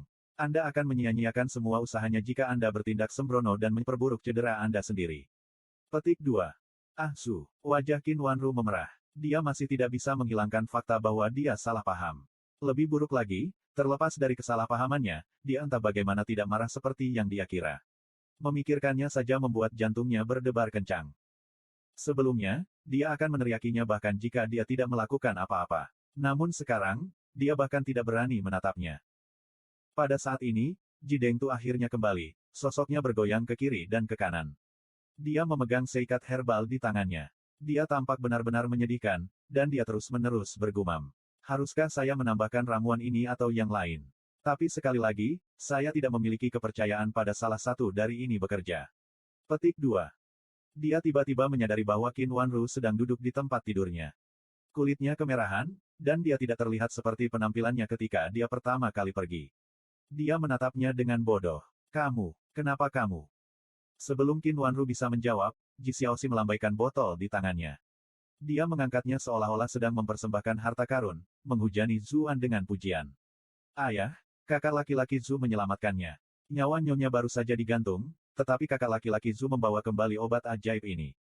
Dia menarik Nyonya keluar dari kondisi kritisnya. Ji Dengtu terdiam untuk waktu yang lama. Dia bergegas untuk memeriksa denyut nadi Qin Wanru, dan kemudian ekspresi tidak percaya muncul di wajahnya. Dia benar-benar keluar dari bahaya. Meskipun Qin Wanru masih terluka parah, dalam keadaannya saat ini, bahkan Xiaoxi dapat merawatnya hingga pulih sepenuhnya. Dia berbalik untuk melihat Zuan. Brat, dari mana kamu mendapatkan barang-barang ini? Zuan berkedip. Aku menemukannya di ruang bawah tanah rahasia. Dia tidak tahu bagaimana lagi menjelaskan, Fight in Brother Spring. Ini adalah alasan yang paling masuk akal. Sesuatu yang ajaib ini ditemukan di ruang bawah tanah. Itu hampir membuatku ingin masuk dan melihat-lihat diriku sendiri. Ji Dengtu terdengar sangat iri. Jiang Luofu angkat bicara. Kamu tidak bisa memasuki ruang bawah tanah rahasia kami. Anda bukan anggota akademi. Petik 2. Ji Dengtu mendengus. Siapa yang mau masuk ke penjara bawah tanahmu yang bau? Aku akan mencari yang lain saja. Dengan gusar, keduanya menoleh ke arah yang berlawanan. Zuan memiliki ekspresi aneh di wajahnya. Dia ingat Ji Xiaoxi menyebutkan bahwa ada beberapa gesekan antara Jiang Luofu dan Ji Dengtu, dan itu semua berasal dari kakak perempuannya. Jelas, ini tampaknya menjadi kasusnya. Qin Wanru berbicara dalam keheningan. Saya tidak bisa tinggal di sini. Saya tidak bisa membiarkan klan Chu diambil alih oleh. Bahkan jika saya tidak dapat menggunakan kultivasi saya setidaknya dapat mengungkapkan kebenaran kepada semua orang. Ah Zhu, bawa aku kembali segera. Sikapnya yang tegas jelas tidak menimbulkan pertengkaran. Zuan berkata dengan serius, bahkan jika ada kebutuhan untuk kembali, kami tidak begitu terdesak waktu. Biarkan tabib surgawi Ji dan Xiaoxi menstabilkan Anda terlebih dahulu. Kita bisa kembali setelah itu. Qin Wanru mengangguk. Baiklah. Saat persetujuannya keluar dari mulutnya, dia tertegun. Bukankah seharusnya dia yang mendengarkannya? Kapan mereka bertukar peran? Bersama-sama, Ji Dengtu dan Ji Xiaoxi memeriksanya lagi. Mereka merawatnya lebih lanjut dengan campuran herbal dan akupuntur. Ji Dengtu bahkan memasukkan beberapa ki ke dalam dirinya untuk membantunya pulih. Zuan menyeret Jiang Luofu ke halaman. Kepala sekolah yang cantik, bisakah saya meminta bantuan Anda? Enggak, Jiang Luofu menggelengkan kepalanya segera. Zuan tercengang. Tapi aku bahkan belum mengatakan apa-apa. Jiang Luofu berjalan ke gerbang dan melihat ke kejauhan. Kakinya yang panjang, dipasangkan dengan sepatu hak tingginya, memberikan sosoknya keanggunan yang luar biasa. Saya tahu bahwa Anda ingin saya membantu Anda menekan pemberontakan di klan Chu. Namun, meskipun terlihat seperti pemberontakan oleh Chu Tiseng dan Hong Zong di permukaan, sebenarnya ini adalah pertarungan antara berbagai kekuatan yang lebih kuat. Jika kecurigaan saya benar, Sang Hong mendukung mereka, dan mendukung Sang Hong adalah kaisar sendiri. Akademi selalu mempertahankan sikap netral. Kami tidak berpartisipasi dalam perjuangan politik dari kekuatan besar manapun.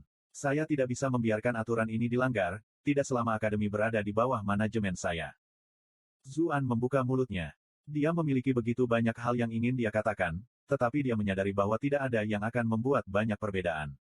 Dia menolak gagasan untuk mencoba membujuknya lebih jauh.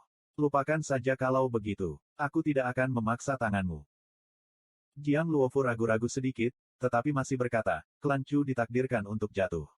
Saya menyarankan Anda untuk tidak terlibat terlalu dalam. Jika keadaan menjadi sangat buruk, Anda masih memiliki tempat di akademi. Sang Hong tidak akan bisa menyakitimu di sana, bahkan jika dia memutuskan untuk pergi keluar. Zuan tersenyum. Terima kasih atas kebaikan Anda, kepala sekolah yang cantik. Sayangnya, saya sudah terlalu dalam terlibat. Petik 2. Ketika dia memikirkan Chu Chuyan, Chu Huanzhao, dan bahkan Qin Wanru. Dari sudut pandang tertentu, dia sudah terikat dengan klan Chu. Melihat bahwa dia sudah mengambil keputusan, Jiang Luofu tidak mencoba membujuknya lebih jauh. Dia kembali ke dalam untuk membantu Ji Dengtu merawat Qin Wanru. Meskipun dia tidak memiliki banyak pengetahuan medis, dia memiliki banyak ki yang bisa dia tawarkan. Zuan menggunakan kesempatan ini untuk menggunakan sisa kesempatannya di lotere. Anehnya, multi undian kelima memberinya 10 buah ki dan sebotol Fight in Brother Spring. Keberuntungannya cukup bagus hari ini. 19 undian terakhir memberinya sebotol Fight in Brother Spring. Keberuntungannya membuatnya bingung. Siapa bilang cuci muka dulu gak bisa? Pada akhirnya, dia telah menggambar 47 buah ki dan 3 botol Fight in Brother Spring. Keberuntungannya benar-benar fenomenal. Buah ki tidak terlalu fantastis, tetapi 3 botol Fight in Brother Spring luar biasa. Dia menggunakan 1 botol untuk menghidupkan kembali Qin Wanru, dan 2 botol lainnya mewakili 2 kehidupan ekstra. Dia menelan 47 buah ki, tetapi mereka tidak berbuat banyak untuk formasi pertamanya. Dia ingat bahwa mengisi formasi pertama ini akan membutuhkan 4181 buah ki. Tidak ada cukup angka 0 di belakang angka 47 untuk membuat penyok dalam hal ini. Zuan mulai mempertanyakan kehidupan itu sendiri. Itu adalah upaya yang konyol hanya untuk menyelesaikan 1 langkah dari peringkat keempat. Dia akan membutuhkan jumlah yang lebih gila lagi di masa depan. Bagaimana dia bisa membuat kemajuan? Pada saat dia mengekang pikirannya yang putus asa, pengobatan Qin Wanru telah selesai. Dari penilaian terakhir Ji Dengtu tentang dirinya, kondisinya tidak akan memburuk selama dia tidak melakukan perlawanan. Ah Su, bawa aku kembali ke perkebunan, perintah Qin Wanru lagi. Zuan mengabulkan permintaannya. Dia berjalan untuk menjemputnya, dan kemudian dia mengucapkan selamat tinggal kepada semua orang. Mereka berdua bergegas menuju perkebunan Chu. Mungkin karena kesalahpahaman sebelumnya, jantung Qin Wanru berdebar kencang. Dia jelas harus melepaskan ini dari dadanya. Maaf tentang kesalahpahaman sebelumnya. Zuan tersenyum. Ini bukan masalah besar. Nyonya sangat lunak. Anda tidak menggunakan banyak kekuatan sama sekali. Petik 2. Qin Wanru panik. Jangan salah paham, aku benar-benar marah saat itu. Saya tidak berusaha untuk bersikap lunak, saya terlalu lemah. Saya tahu, kata Zuan. Qin Wanru memalingkan wajahnya. Ngomong-ngomong, dari mana kamu mendapatkan obat itu? Zuan merasakan kesempatan untuk menjadi nakal. Dia tersenyum dan berkata, obat apa? Itu hanya alasan yang kuberikan pada Ji Xiaoxi dan Jiang Luofu. Qin Wanru tertegun tak bisa berkata-kata. Hatinya yang rapuh mulai berdegup kencang. Bahkan suaranya mulai bergetar. Lalu, bagaimana kamu menyelamatkanku? Bagaimana menurut Anda? Zuan tertawa, tetapi tidak menjelaskan lebih lanjut. Qin Wanru merasa otaknya meledak. Dia benar-benar tercengang. Zuan bisa merasakan tubuhnya semakin hangat. Dia mulai berjuang. Turunkan aku sekarang juga. Dia tiba-tiba berhenti bicara. Mereka telah bertemu dengan beberapa penjaga Chu Estate. Zuan tegang. Dia baru saja akan bergerak ketika dia mendengar suara bersemangat berteriak. Tuan muda, Nyonya. Hah, ini kalian. Zuan sudah mengenali Jiao Sanhe, Feng Daniu, dan Zhou Lujun. Apakah kalian di sini untuk menangkapku? Mereka melambaikan tangan. Tidak mungkin. Kami datang mencari Tuan muda dan Nyonya. Kami ingin menawarkan bantuan kami. Chu Tiseng telah memberontak. Sayangnya, jumlah kami terlalu sedikit, dan kami tidak bisa berbuat banyak sama sekali. Tidak melupakan Hong Song juga. Mereka memberitahu semua orang bahwa Tuan Muda memaksakan dirinya ke Nyonya, dan mereka bahkan mengisyaratkan bahwa Nyonya dan Tuan Muda sudah. Ketiga penjaga itu terdiam, tercengang. Keduanya tampak begitu dekat satu sama lain, dan wajah Nyonya sepenuhnya merah. Apakah rumor itu benar? Zuan terbatuk dan dengan cepat menjelaskan, Nyonya terluka oleh kedua itu. Dia tidak bisa bergerak bebas sekarang, dan kami harus kembali ke perkebunan Chu secepat mungkin. Itu sebabnya aku menggendongnya seperti ini. Mereka bertiga menganggukkan kepala dengan keras, seolah-olah mereka mengerti sepenuhnya. Jiao Sanhe sepertinya tiba-tiba teringat sesuatu. Nyonya, katanya buru-buru, saya menyarankan Anda untuk tidak segera kembali. Pembantu terpercaya Hong Zhong dan Chu Tiseng tersebar di seluruh perkebunan Chu. Mereka diberi perintah untuk membunuh di tempat. Kalian berdua bahkan tidak akan mendapatkan kesempatan untuk kembali dan mengungkap kebenaran. Zuan tercengang. Apa yang harus mereka lakukan? Qin Wanru dengan cepat memberi perintah. Jiao Sanhe, kamu selalu lincah sebagai pengintai. Bergegaslah ke komando terdekat dan panggil Yue San kembali. Feng dan Yu, Zhou Lujun, kalian berdua harus kembali ke perkebunan Chu dan menghubungi mereka yang masih setia padaku. Membujuk mereka yang berada di pagar untuk bergabung dengan kami. Kemudian, tunggu kesempatan. Petik 2. Nyonya, Butler Hong memiliki Chu Estate di bawah penguncian yang ketat, jawab Zhou Lujun. Kita tidak bisa kembali sama sekali. Zuan menawarkan perubahan rencana. Bagaimana dengan ini? Kalian berdua tinggal di sini dan jaga nyonya. Saya akan kembali untuk menghubungi orang-orang itu. Qin Wanru menyadari kultivasinya, dan dia yakin dengan kemampuannya untuk menyelinap masuk. Karena itu, dia juga setuju dengan proposal ini. Dia membawa semua orang ke salah satu tempat persembunyian rahasia Chu Estate, lalu berkata kepada Zuan, Su, ada yang ingin saya katakan kepada Anda. Feng dan Yu dan Zhou Lujun dengan bijaksana pergi keluar. Ada apa, Bu? Zuan bertanya. Ekspresi Qin Wanru berkedip beberapa kali. Beberapa saat berlalu sebelum dia berkata sambil menghela nafas, karena itu sudah selesai, tidak ada gunanya bagiku untuk mengatakan hal lain. Anda sama sekali tidak dapat memberitahu orang lain tentang apa yang terjadi. Jika tidak, kami berdua, serta seluruh klan Chu, akan tamat. Juga, kamu harus benar-benar melupakan apa yang terjadi juga. Anda tidak diperbolehkan menyebutkannya kepada siapapun. Tidak ada yang berubah di antara kita berdua. Apakah kamu mengerti? Suaranya anehnya menjadi keras menjelang akhir. Zuan tercengang. Dia tidak menyangka leluconnya akan dianggap begitu serius. Qin Wanru melambaikan tangannya tepat saat dia akan menjelaskan dirinya sendiri. Pergi saja, aku sedang tidak ingin bicara sekarang.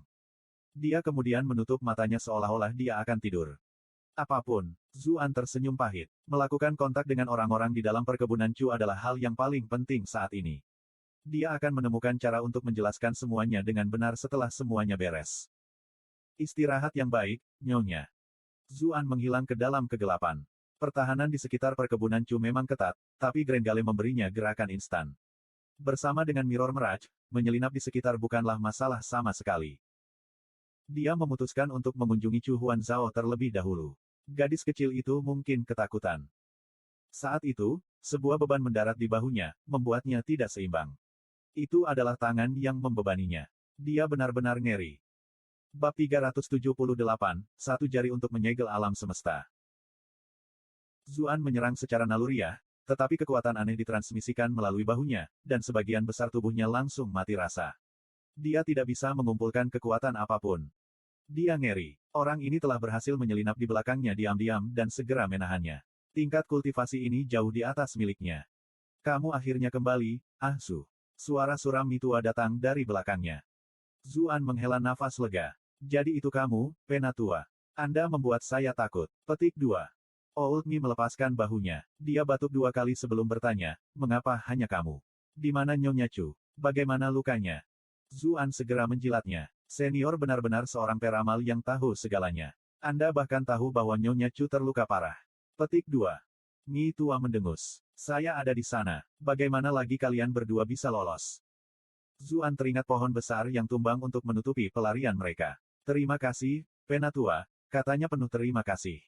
Kau masih belum menjawab pertanyaanku. Mata Old Mi berkilauan. Dia jelas sedang memikirkan sesuatu. Zuan enggan menjawab. Namun, setelah beberapa pemikiran, dia berpikir bahwa Old Mi mungkin juga tidak ingin sesuatu terjadi pada Qin Wanru, terutama karena dia telah menyelamatkan mereka berdua. Karena itu, dia menjawab, itu menakutkan, tetapi tidak ada bahaya nyata. Nyawa Madam Chu tidak terancam, tetapi dia masih belum pulih sepenuhnya. Itu sebabnya kami tidak kembali bersama. Mi Tua mengangguk. Tidak buruk, tidak buruk. Sepertinya Jideng Tu memiliki beberapa keterampilan. Petik 2. Zuan tersenyum tetapi tidak menjelaskan. Dia tidak ingin mengungkapkan terlalu banyak kepada Old Mi. Apa yang kalian semua rencanakan sekarang? Tanya Mitua. Kami berencana untuk menghubungi mereka yang masih setia kepada Qin Wanru di dalam perkebunan Chu, dan memanggil kembali Yue San. Zuan memberikan garis besar rencana Qin Wanru. Itu akan memakan waktu terlalu lama. Mitua menggelengkan kepalanya. Yue San terlalu jauh. Ini akan memakan waktu terlalu lama baginya untuk kembali. Dia selalu agak tegang juga. Saya ragu dia akan bisa mengalahkan Hong Song. Petik 2. Zuan merasa aneh bahwa orang tua ini mendiskusikan hal-hal ini dengannya. Lalu apa yang Anda sarankan, Penatua? Old Mi sepertinya enggan untuk membagikan pemikirannya, tetapi pada akhirnya, dia berkata, tidak perlu repot seperti itu. Saya akan membantu Anda menangani Hong Song dan Chu Tiseng. Jika Anda ingin mengalahkan pasukan, kalahkan pemimpin mereka. Jika kita menyingkirkan mereka berdua, segala sesuatu yang lain dapat diselesaikan dengan mudah. Petik 2. Zuan terkejut dan sangat gembira. Jika Penatua bersedia membantu kami, itu bahkan lebih baik. Dia tidak berani menyarankan tindakan ini karena Old Mi selalu tidak menonjolkan diri. Dia tidak pernah melibatkan dirinya secara terbuka. Zuan tidak menyangka dia yang menyarankan ini. Dia mengatakan banyak hal kepada Mitua. Mitua tertawa kecil. Itu sebelumnya. Tapi segera, saya tidak perlu khawatir tentang itu lagi. Tentu saja, kamu tidak boleh mengekspos keberadaanku kepada siapapun. Anggap saja Anda melakukan semua ini sendiri. Petik 2. Zuan tercengang. Elder, jika saya melakukan itu, saya akan mencuri guntur Anda. Itu akan menjadi. Petik 2. Old Mi memberinya tatapan penuh arti. Kita tidak perlu membuat perbedaan antara milikmu dan milikku. Semuanya sama. Zuan memberinya senyuman, tetapi pikirannya tetap penuh keraguan. Orang ini terus berbicara seperti ini. Apa artinya itu? Old Mi memimpin mereka berdua menuju ruang kerja. Sebelumnya, Chu Zongtian adalah satu-satunya yang diizinkan menggunakan penelitian ini. Sekarang setelah Chu Tiseng mengambil alih, dia ingin sekali mendapatkan semua yang dimiliki Chu Zongtian. Kebenciannya yang ditekan selama bertahun-tahun langsung tersapu. Duduk di kursi yang sebelumnya disediakan untuk Chu Zongtian saja, Chu Tiseng merasa lebih segar daripada yang pernah dia rasakan sepanjang hidupnya. Namun, satu penyesalannya adalah dia masih belum memiliki wanita Chu Zongtian. Hong Zong tidak memandang pria picik ini, alisnya berkerut jijik. Seolah merasakan penghinaannya, Chu Tiseng memaksa dirinya untuk fokus pada hal-hal yang lebih penting. Dia menegakkan tubuh dan berkata, berdasarkan apa yang kita ketahui, Zuan dan Qin Wanru kemungkinan besar bersembunyi di kediaman klan Ji. Namun, tidak ada cara bagi kita untuk menangkap mereka sementara mereka tetap di bawah perlindungan Jiang Luofu. Apa yang kita lakukan? Hong Zong duduk dan mengambil cangkir teh. Jangan khawatir, Qin Wanru terkena, Bull Scream, dan bahkan mendapat pukulan dari tinju penghancur hatiku. Dia sudah tidak bisa diselamatkan. Jika tabib surgawi Ji ada, keterampilannya mungkin sudah cukup untuk membuatku meragukan kematiannya, tapi kami sudah memastikan bahwa dia tidak ada di sana. Bagaimana mungkin anak itu Ji Xiaoxi menyelamatkannya sendirian? Chu Tiseng kesal. Ketika Chu Zongtian duduk di kursi yang sama ini, Hong Zong selalu berdiri dengan hormat di satu sisi, menerima perintah secara diam-diam. Mengapa kepala pelayan ini tidak memperlakukannya sebagai master klan baru sama sekali? Bagaimana jika Zuan mulai menyebarkan berita tentang apa yang terjadi hari ini dan menimbulkan kecurigaan? Chu Tiseng menghela nafas dengan kasihan. Sungguh sangat sia-sia bagi Qin Wanru untuk mati begitu saja. Itu semua karenanya terhadapnya telah mengacaukan pikirannya, dan dia berhasil melarikan diri. Hong Zong mengendus dengan acuh. Itu tidak menjadi perhatian. Kami sudah mulai menyebarkan desas-desus fitnah tentang dia, jadi bahkan jika dia mencoba mengatakan sesuatu yang menentang kita, semua orang hanya akan percaya bahwa dia mencoba untuk membalas dendam. Selain itu, bahkan jika seseorang memendam kecurigaan, hanya itu yang akan mereka miliki. Tidak mungkin mereka bisa mendapatkan bukti konkret. Jika Anda mempertahankan posisi Anda sebagai master klan, dan dengan dukungan saya, semua orang akan memilih untuk mempercayai Anda. Asteris asteris. Tepuk tangan pelan datang dari luar sebelum Chu Tiseng sempat menjawab. Dia melihat Zuan berjalan mendekat, memberi mereka tepuk tangan. Rencana yang bagus. Ternyata kepala pelayan kita, Hong, yang dipuji semua orang karena bersikap jujur dan terhormat, mampu melakukan rencana jahat seperti itu. Zuan. Mereka berdua terkejut saat melihat dia masuk. Mereka langsung berdiri. Bagaimana Anda bisa masuk ke dalam sini? Chu Tiseng melihat keluar. Orang-orang yang menjaga ruang belajar semuanya adalah ajudan terpercaya. Bagaimana anak ini bisa menyelinap ke sini? Hong Zong mengutuk anak buahnya karena bodoh. Jika Zuan ada di dalam, itu berarti penjaga di luar sudah ditangani. Kemudian lagi, meskipun dia telah menyaksikan keterampilan Zuan belum lama ini, dia hanya mendapat kesan bahwa anak itu cepat. Itu saja tidak akan cukup untuk menangani semua penjaga di luar tanpa membuat suara. Saya masuk, jelas. Saya tuan muda dari klan Chu. Apa aku perlu izinmu untuk pulang? Zuan berkata dengan tenang. Tuan muda, hah? Seekor burung pipit menerbangkan satu cabang, dan dia tiba-tiba mengira dia burung phoenix. Anda bukan apa-apa tanpa cucuyan. Siapa yang benar-benar menganggapmu sebagai tuan muda klan Chu? Chu Tiseng mencibir. Hong Zong mengerutkan kening dan berkata, berhentilah membuang-buang waktu. Tangkap dia dulu. Napas Chu Tiseng tertahan. Beraninya kau menyuruhku berkeliling. Siapa master klan di sini? Namun, Hong Zong tampaknya tidak punya niat untuk melangkah maju.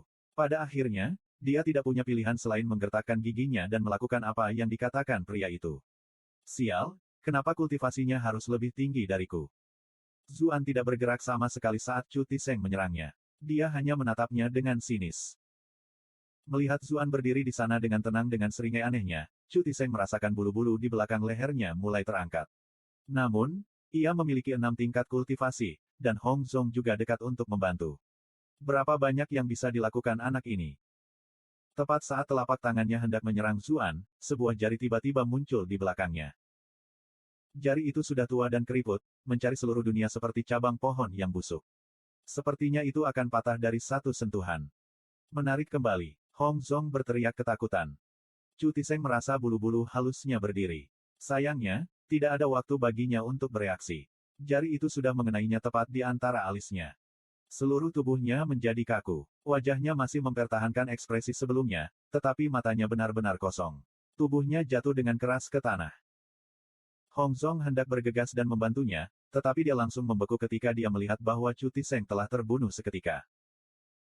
Kultivasinya lebih tinggi dari Chu Tiseng, tapi itu tidak cukup tinggi sehingga dia bisa langsung membunuhnya. Kultivasi orang tua ini jelas jauh lebih tinggi daripada miliknya. Tidak hanya itu, dia juga tidak mengerti bagaimana satu jari itu bisa menjatuhkan Chu Tiseng. Tampaknya keterampilan yang sangat mendalam. Jika dia berada di tempat Chu Tiseng, dia mungkin juga tidak akan bisa mengelak. Tua, Nyi Tua, Hong Zong sudah mengenali siapa penyerangnya. Sebagai kepala pelayan, dia secara alami akrab dengan semua orang di perkebunan, tidak peduli posisi mereka. Orang tua ini, yang selalu tampak seperti akan diterbangkan oleh embusan angin. Bukankah dia hanya tukang kebun? Bab 379, Debu Mengendap. Nyi Tua tersenyum. Namun, wajahnya sangat berkerut, seperti kulit jeruk yang kering, dan senyum ini hanya membuatnya terlihat sangat menakutkan. Ingatan Butler Hong cukup bagus. Anda bahkan mengingat orang yang tidak penting seperti saya. Petik 2. Zuan menatap Chu Tiseng, terbaring mati di lantai, dan menelan ludah. Dia telah menyaksikan kultivasi Chu Tiseng sebelumnya, dan tahu bahwa dia sendiri bukanlah tandingannya. Namun seorang ahli peringkat 6 seperti dia telah terbunuh oleh satu tusukan jari. Jika dia pernah mendapatkan sisi buruk Nyi Tua, apakah dia akan mati hanya dengan sekali pandang? Seluruh tubuh Hong Zong menjadi tegang saat dia menatap sesepuh di depannya. Sepertinya bahkan Bright Moon Duke telah mengabaikanmu. Memikirkan bahwa ahli mengerikan seperti itu disembunyikan di perkebunan. Petik 2. Di tengah kalimatnya, dia bergerak. Dia jelas-jelas mencoba mengalihkan perhatian Nyi Tua dengan berbicara padanya, lalu meluncurkan serangan mendadak saat orang tua itu tidak menduganya. Lagi pula, pria yang lebih tua seperti Hong Zong pasti akan lebih licik daripada yang lain.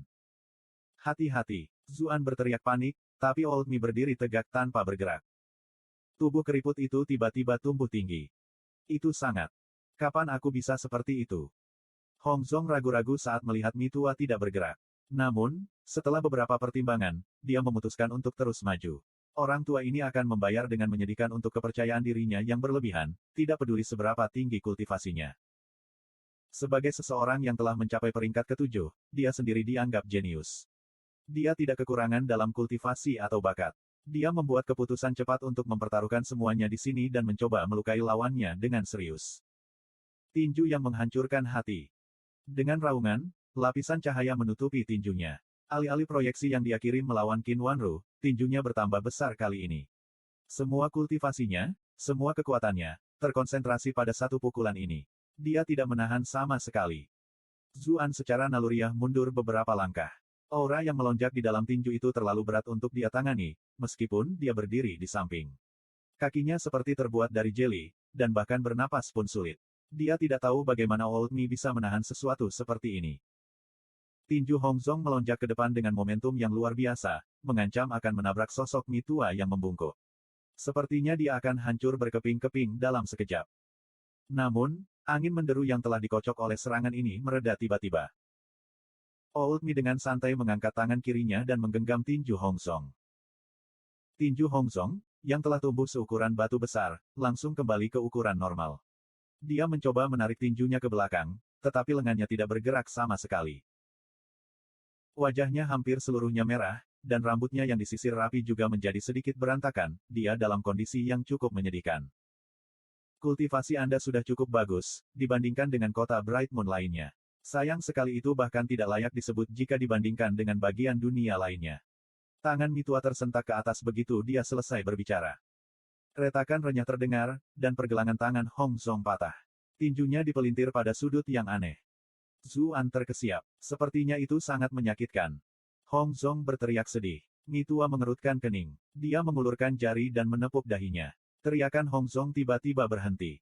Cahaya di matanya memudar, dan kemudian dia jatuh tanpa daya ke tanah. Old Mi menyekat tangannya dan menatap Zuan dengan acuh tak acuh. Selesai. Sisanya terserah padamu. Zuan merasa seperti sedang bermimpi. Bagaimanapun, dia dan Qin Wanru sangat tidak berdaya sebelumnya. Mereka tidak dapat menemukan cara untuk menghadapi situasi ini, tidak peduli bagaimana mereka memeras otak mereka. Namun, Mi tua baru saja mengunjungi dua konspirator ini dengan santai dan menusuk mereka sampai mati dengan jari-jarinya.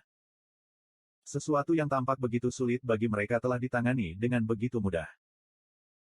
Dia selalu sadar bahwa ini adalah dunia kultivasi, di mana kekuatan berkuasa, tetapi dia masih berasal dari dunia yang beradab.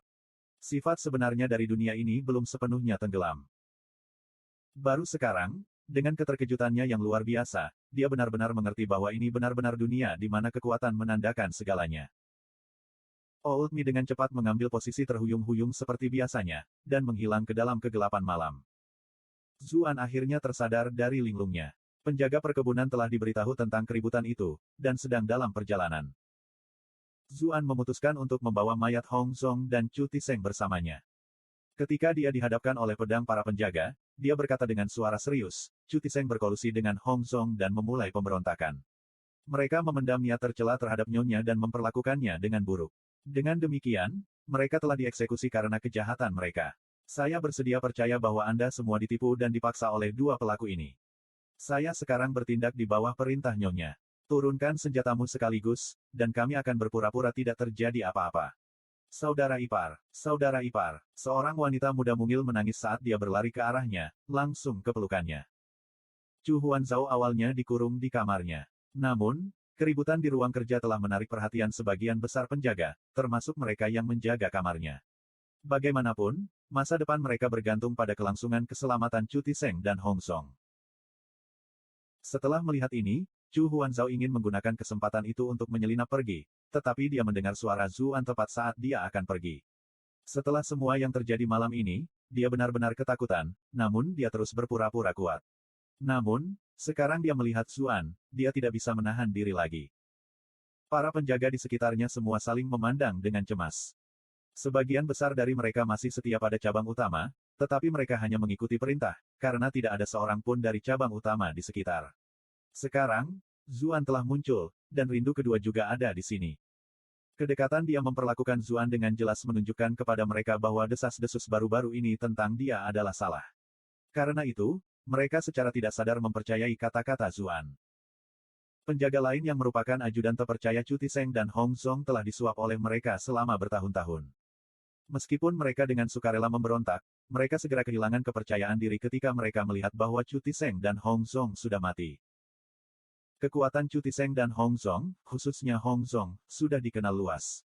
Jika Zuan berhasil mengalahkan keduanya, apa yang bisa mereka lakukan terhadapnya? Selain itu, Zuan sudah mengatakan bahwa dia tidak akan melakukan tindakan lebih lanjut, karena sekarang para pemimpinnya sudah mati. Dengan demikian, semua penjaga mulai melemparkan senjata mereka satu demi satu. Yang diperlukan hanyalah satu orang untuk memulai, dan sisanya mengikuti. Pada akhirnya, bahkan pembantu setia Chu Tiseng dan Hongzong mengakui nasib mereka dan melemparkan senjata mereka sebagai tanda menyerah.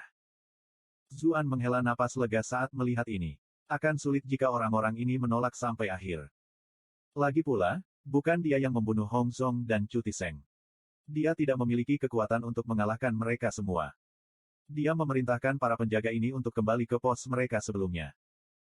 Dia ingat bahwa selama periode 3 kerajaan, Wang Yun telah memasang perangkap madu untuk Dong Zhuo, membunuhnya, dan mengalahkan tentara Liang Barat. Ditinggalkan di tempat yang sempit, tentara Liang Barat memberontak, dan menyebabkan runtuhnya dinasti Han Timur. Oleh karena itu, dia tidak memilih mereka yang rela bekerja untuk Chu Tiseng atau Hong Zhong. Namun, dia masih harus melakukan apa yang harus dia lakukan. Anggota keluarga Hong Zhong dan Chu Tiseng harus ditangkap untuk ditangani oleh Qin Wanru nanti. Dia khawatir dia tidak akan memiliki cukup tenaga untuk melakukannya. Membiarkan para penjaga ini pergi dengan kejahatan mereka tanpa hukuman memberinya banyak tangan yang rela. Lagi pula, mereka semua terburu-buru untuk menghapus kejahatan mereka dan membuktikan kesetiaan mereka. Dalam beberapa saat, anggota cabang kedua semuanya telah ditangkap. Anehnya, Chu Hongcai sudah dikurung oleh anak buah Chu Tiseng sebelum ini. Zuan mengetahui dari orang lain bahwa dia selalu menentang pemberontakan Chu Tiseng, itulah sebabnya dia dikurung, menyusul pertengkaran antara ayah dan anak. Namun, pada akhirnya, Chu Tiseng tetaplah ayahnya. Setelah mengetahui bahwa Zuan telah membunuhnya, dia masih menyerang Zuan, dengan mata merah dan berteriak untuk membalas dendam. Meskipun tumpukan 999 poin kemarahan mengalir, Zuan tidak dapat menemukannya di dalam dirinya untuk merasa bahagia. Tidak mungkin Chu Hongcai bisa hidup di bawah langit yang sama dengan pembunuh ayahnya. Reaksinya benar-benar diharapkan. Membunuh Chu Hongcai untuk menghilangkan kekhawatiran masa depan adalah pilihan yang paling masuk akal, tetapi mereka telah berbagi hubungan yang baik di masa lalu, dan bahkan bisa dianggap sebagai teman. Lebih jauh lagi, integritas Chu Hongcai sangat mengagumkan, mengingat dia secara terbuka menentang pemberontakan Chu Tiseng. Zuan tidak bisa menemukannya di dalam dirinya untuk melakukan panggilan.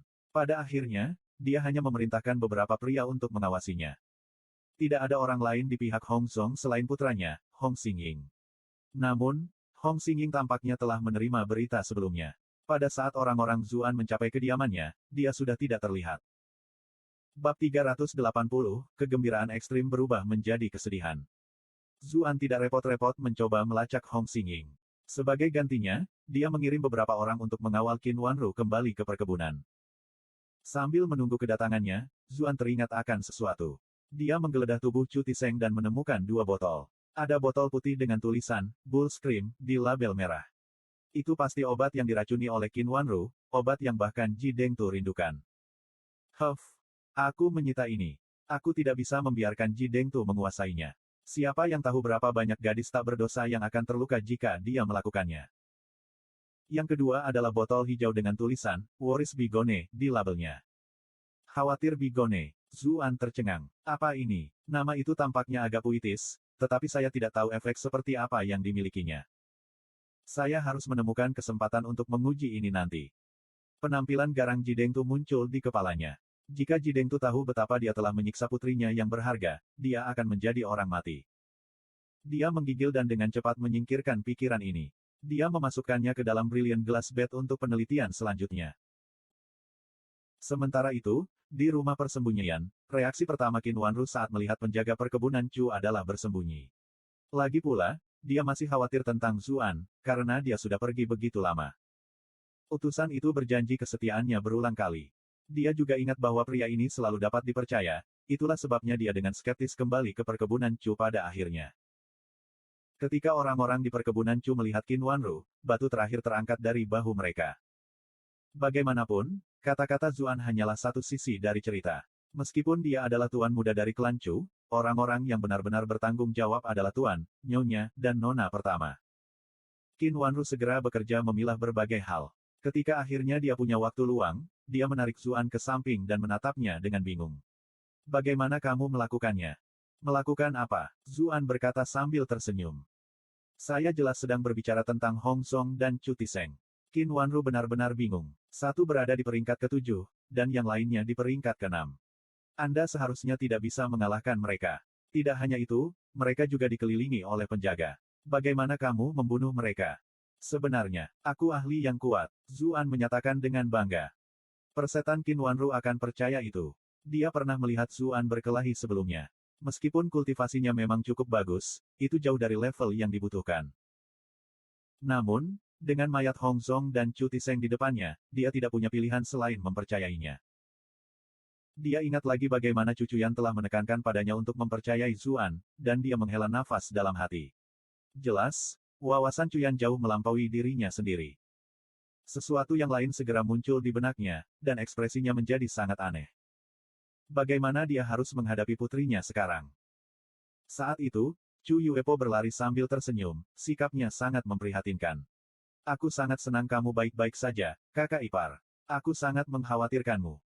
Qin Wanru mengumpulkan pikirannya yang berantakan. Anda pasti sangat kecewa melihat saya kembali. Saya tidak ingat Anda melakukan apapun selama kekacauan. Petik 2. Cabang ketiga tidak melakukan apa-apa selama pemberontakan Chu Tiseng. Mereka hanya berpura-pura tidak melihat ada yang salah. Chu Yuepo tersenyum pahit. Kakak ipar, semuanya terjadi begitu cepat, tidak ada waktu bagi kita untuk bereaksi. Anda sudah pergi pada saat kami mencoba mencari Anda. Chu Tiseng dan Hong Zong juga terlalu kuat untuk dilawan. Seluruh keluargaku akan dibantai jika aku mengucapkan sepatah kata sebagai protes.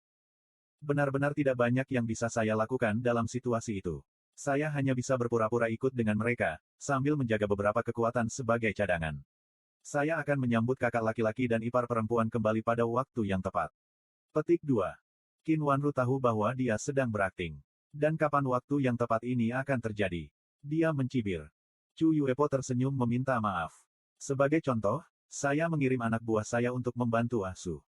Jika bukan karena itu, dia tidak akan berurusan dengan sisa pasukan Hong Zong dan Chu Tiseng begitu cepat.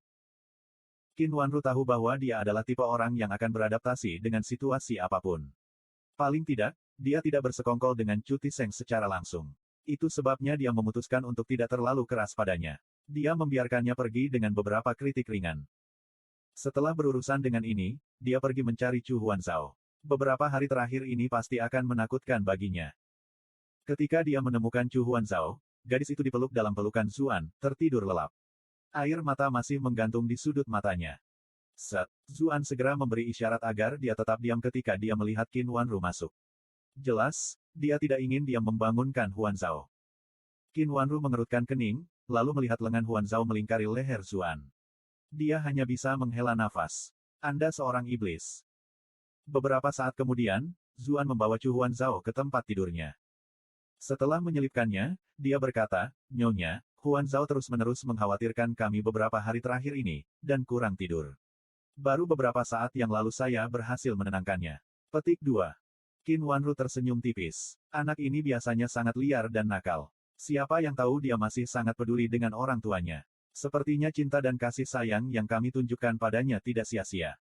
Ekspresinya tiba-tiba menegang. Pemikiran seperti apa yang kamu miliki terhadap Huanzhao? Zuan tercengang. Pikiran. Saya tidak punya. Aku hanya memperlakukannya sebagai adik perempuan yang manis dan teman yang baik. Itu bagus, kalau begitu. Ekspresi Qin Wanru mereda. Namun, kamu sebaiknya memperhatikan dirimu di sekelilingnya. Meskipun dia masih muda, dia akan segera mencapai usia menikah. Jika dia selalu terlihat menempel pada Anda, reputasinya akan menurun. Jika itu terjadi, mungkin tidak ada klan yang mau menerimanya. Zuan tertawa terbahak-bahak. Siapa yang tidak menginginkan seseorang yang semanis Huanzhao? Jika tidak ada yang akan membawanya, maka saya akan melakukannya. Wajah Qin Wanru langsung memerah. Dia meraih penggaruk punggung dan mulai memukulnya. Lagi pula kamu memang punya pikiran buruk. Anda telah berhasil mengendalikan Qin Wanru selama 233. 233. Zuan menghindari pukulannya dan memohon, Nyonya, lepaskan aku. Itu hanya lelucon, hanya lelucon. Petik 2. Old Mi bersembunyi di balik bayang-bayang. Dia tersenyum serius ketika dia melihat pemandangan ini. Tidak buruk. Anak ini memiliki keterampilan lebih dari yang saya kira. Dia telah merencanakan untuk perlahan-lahan membangun dirinya di klan begitu dia memiliki Zuan. Dia tidak pernah berharap Zuan mendapatkan pengakuan dari klan Chu sendirian. Dia bahkan telah membuat kontribusi yang signifikan untuk klan kali ini. Statusnya di klan Chu hanya akan terus meningkat. Yang lebih mengejutkan lagi, Zuan tidak hanya mendapatkan bantuan dari Miss pertama, dia juga sangat dekat dengan Miss kedua. Begitu dia mengambil alih tubuh Zuan, dia hanya perlu menggunakan beberapa trik, dan kesalahan kedua akan ada di dalam tas juga. Bahkan Nyonya Chu tampaknya bertingkah agak aneh di sekitarnya akhir-akhir ini. Dia telah hidup selama bertahun-tahun. Meskipun tubuhnya kurang, pengetahuannya sangat luas. Pengetahuan teoretisnya jauh melampaui siapapun. Dengan trik yang tepat dan kesempatan yang tepat, membawa Nyonya Chu ke tempat tidur masih bisa dilakukan. Paling buruk, dia hanya akan menggunakan, khawatir bigone. Dia tahu betul apa yang dilakukan oleh botol obat yang dimiliki Zuan itu. Mungkin karena dia telah kekurangan begitu lama, keinginan Mitua untuk hal-hal seperti itu jauh lebih besar daripada orang lain. Ketika seseorang telah hidup selama dia, seorang wanita dewasa seperti Qin Wanru jauh lebih menarik. Bagaimanapun, Zuan terlalu muda. Anak ini masih mencoba untuk memilih di antara mereka. Pria sejati jelas akan mengambil semuanya. Dia sudah mengumpulkan semua yang dia butuhkan. Dia akan melakukan upacara kepemilikan dalam beberapa hari. Dia akan dilahirkan kembali. Ketika dia memikirkan tentang bagaimana semua kekayaan klan Chu dan semua keindahan yang menggerakkan ini akan menjadi miliknya, hasrat membara melintas di mata Old Mi. Dia mencibir, anak ini masih sengaja menyembunyikannya dariku, tapi aku sudah merasakan aura hartaku sendiri. Dia takut tubuhnya tidak akan utuh setelah dia memiliki Zuan, tetapi sekarang, kekhawatiran terakhir ini telah diistirahatkan juga. Bocah busuk ini berani mencoba menipuku. Anda layak memiliki tubuh Anda. Hahaha, Mitua tidak bisa menyembunyikan kegembiraannya ketika dia kembali ke kamarnya. Dia melihat ke langit dan tertawa terbahak-bahak. Batuk datang dari luar jendelanya. Apa yang membuatmu begitu bahagia tiba-tiba?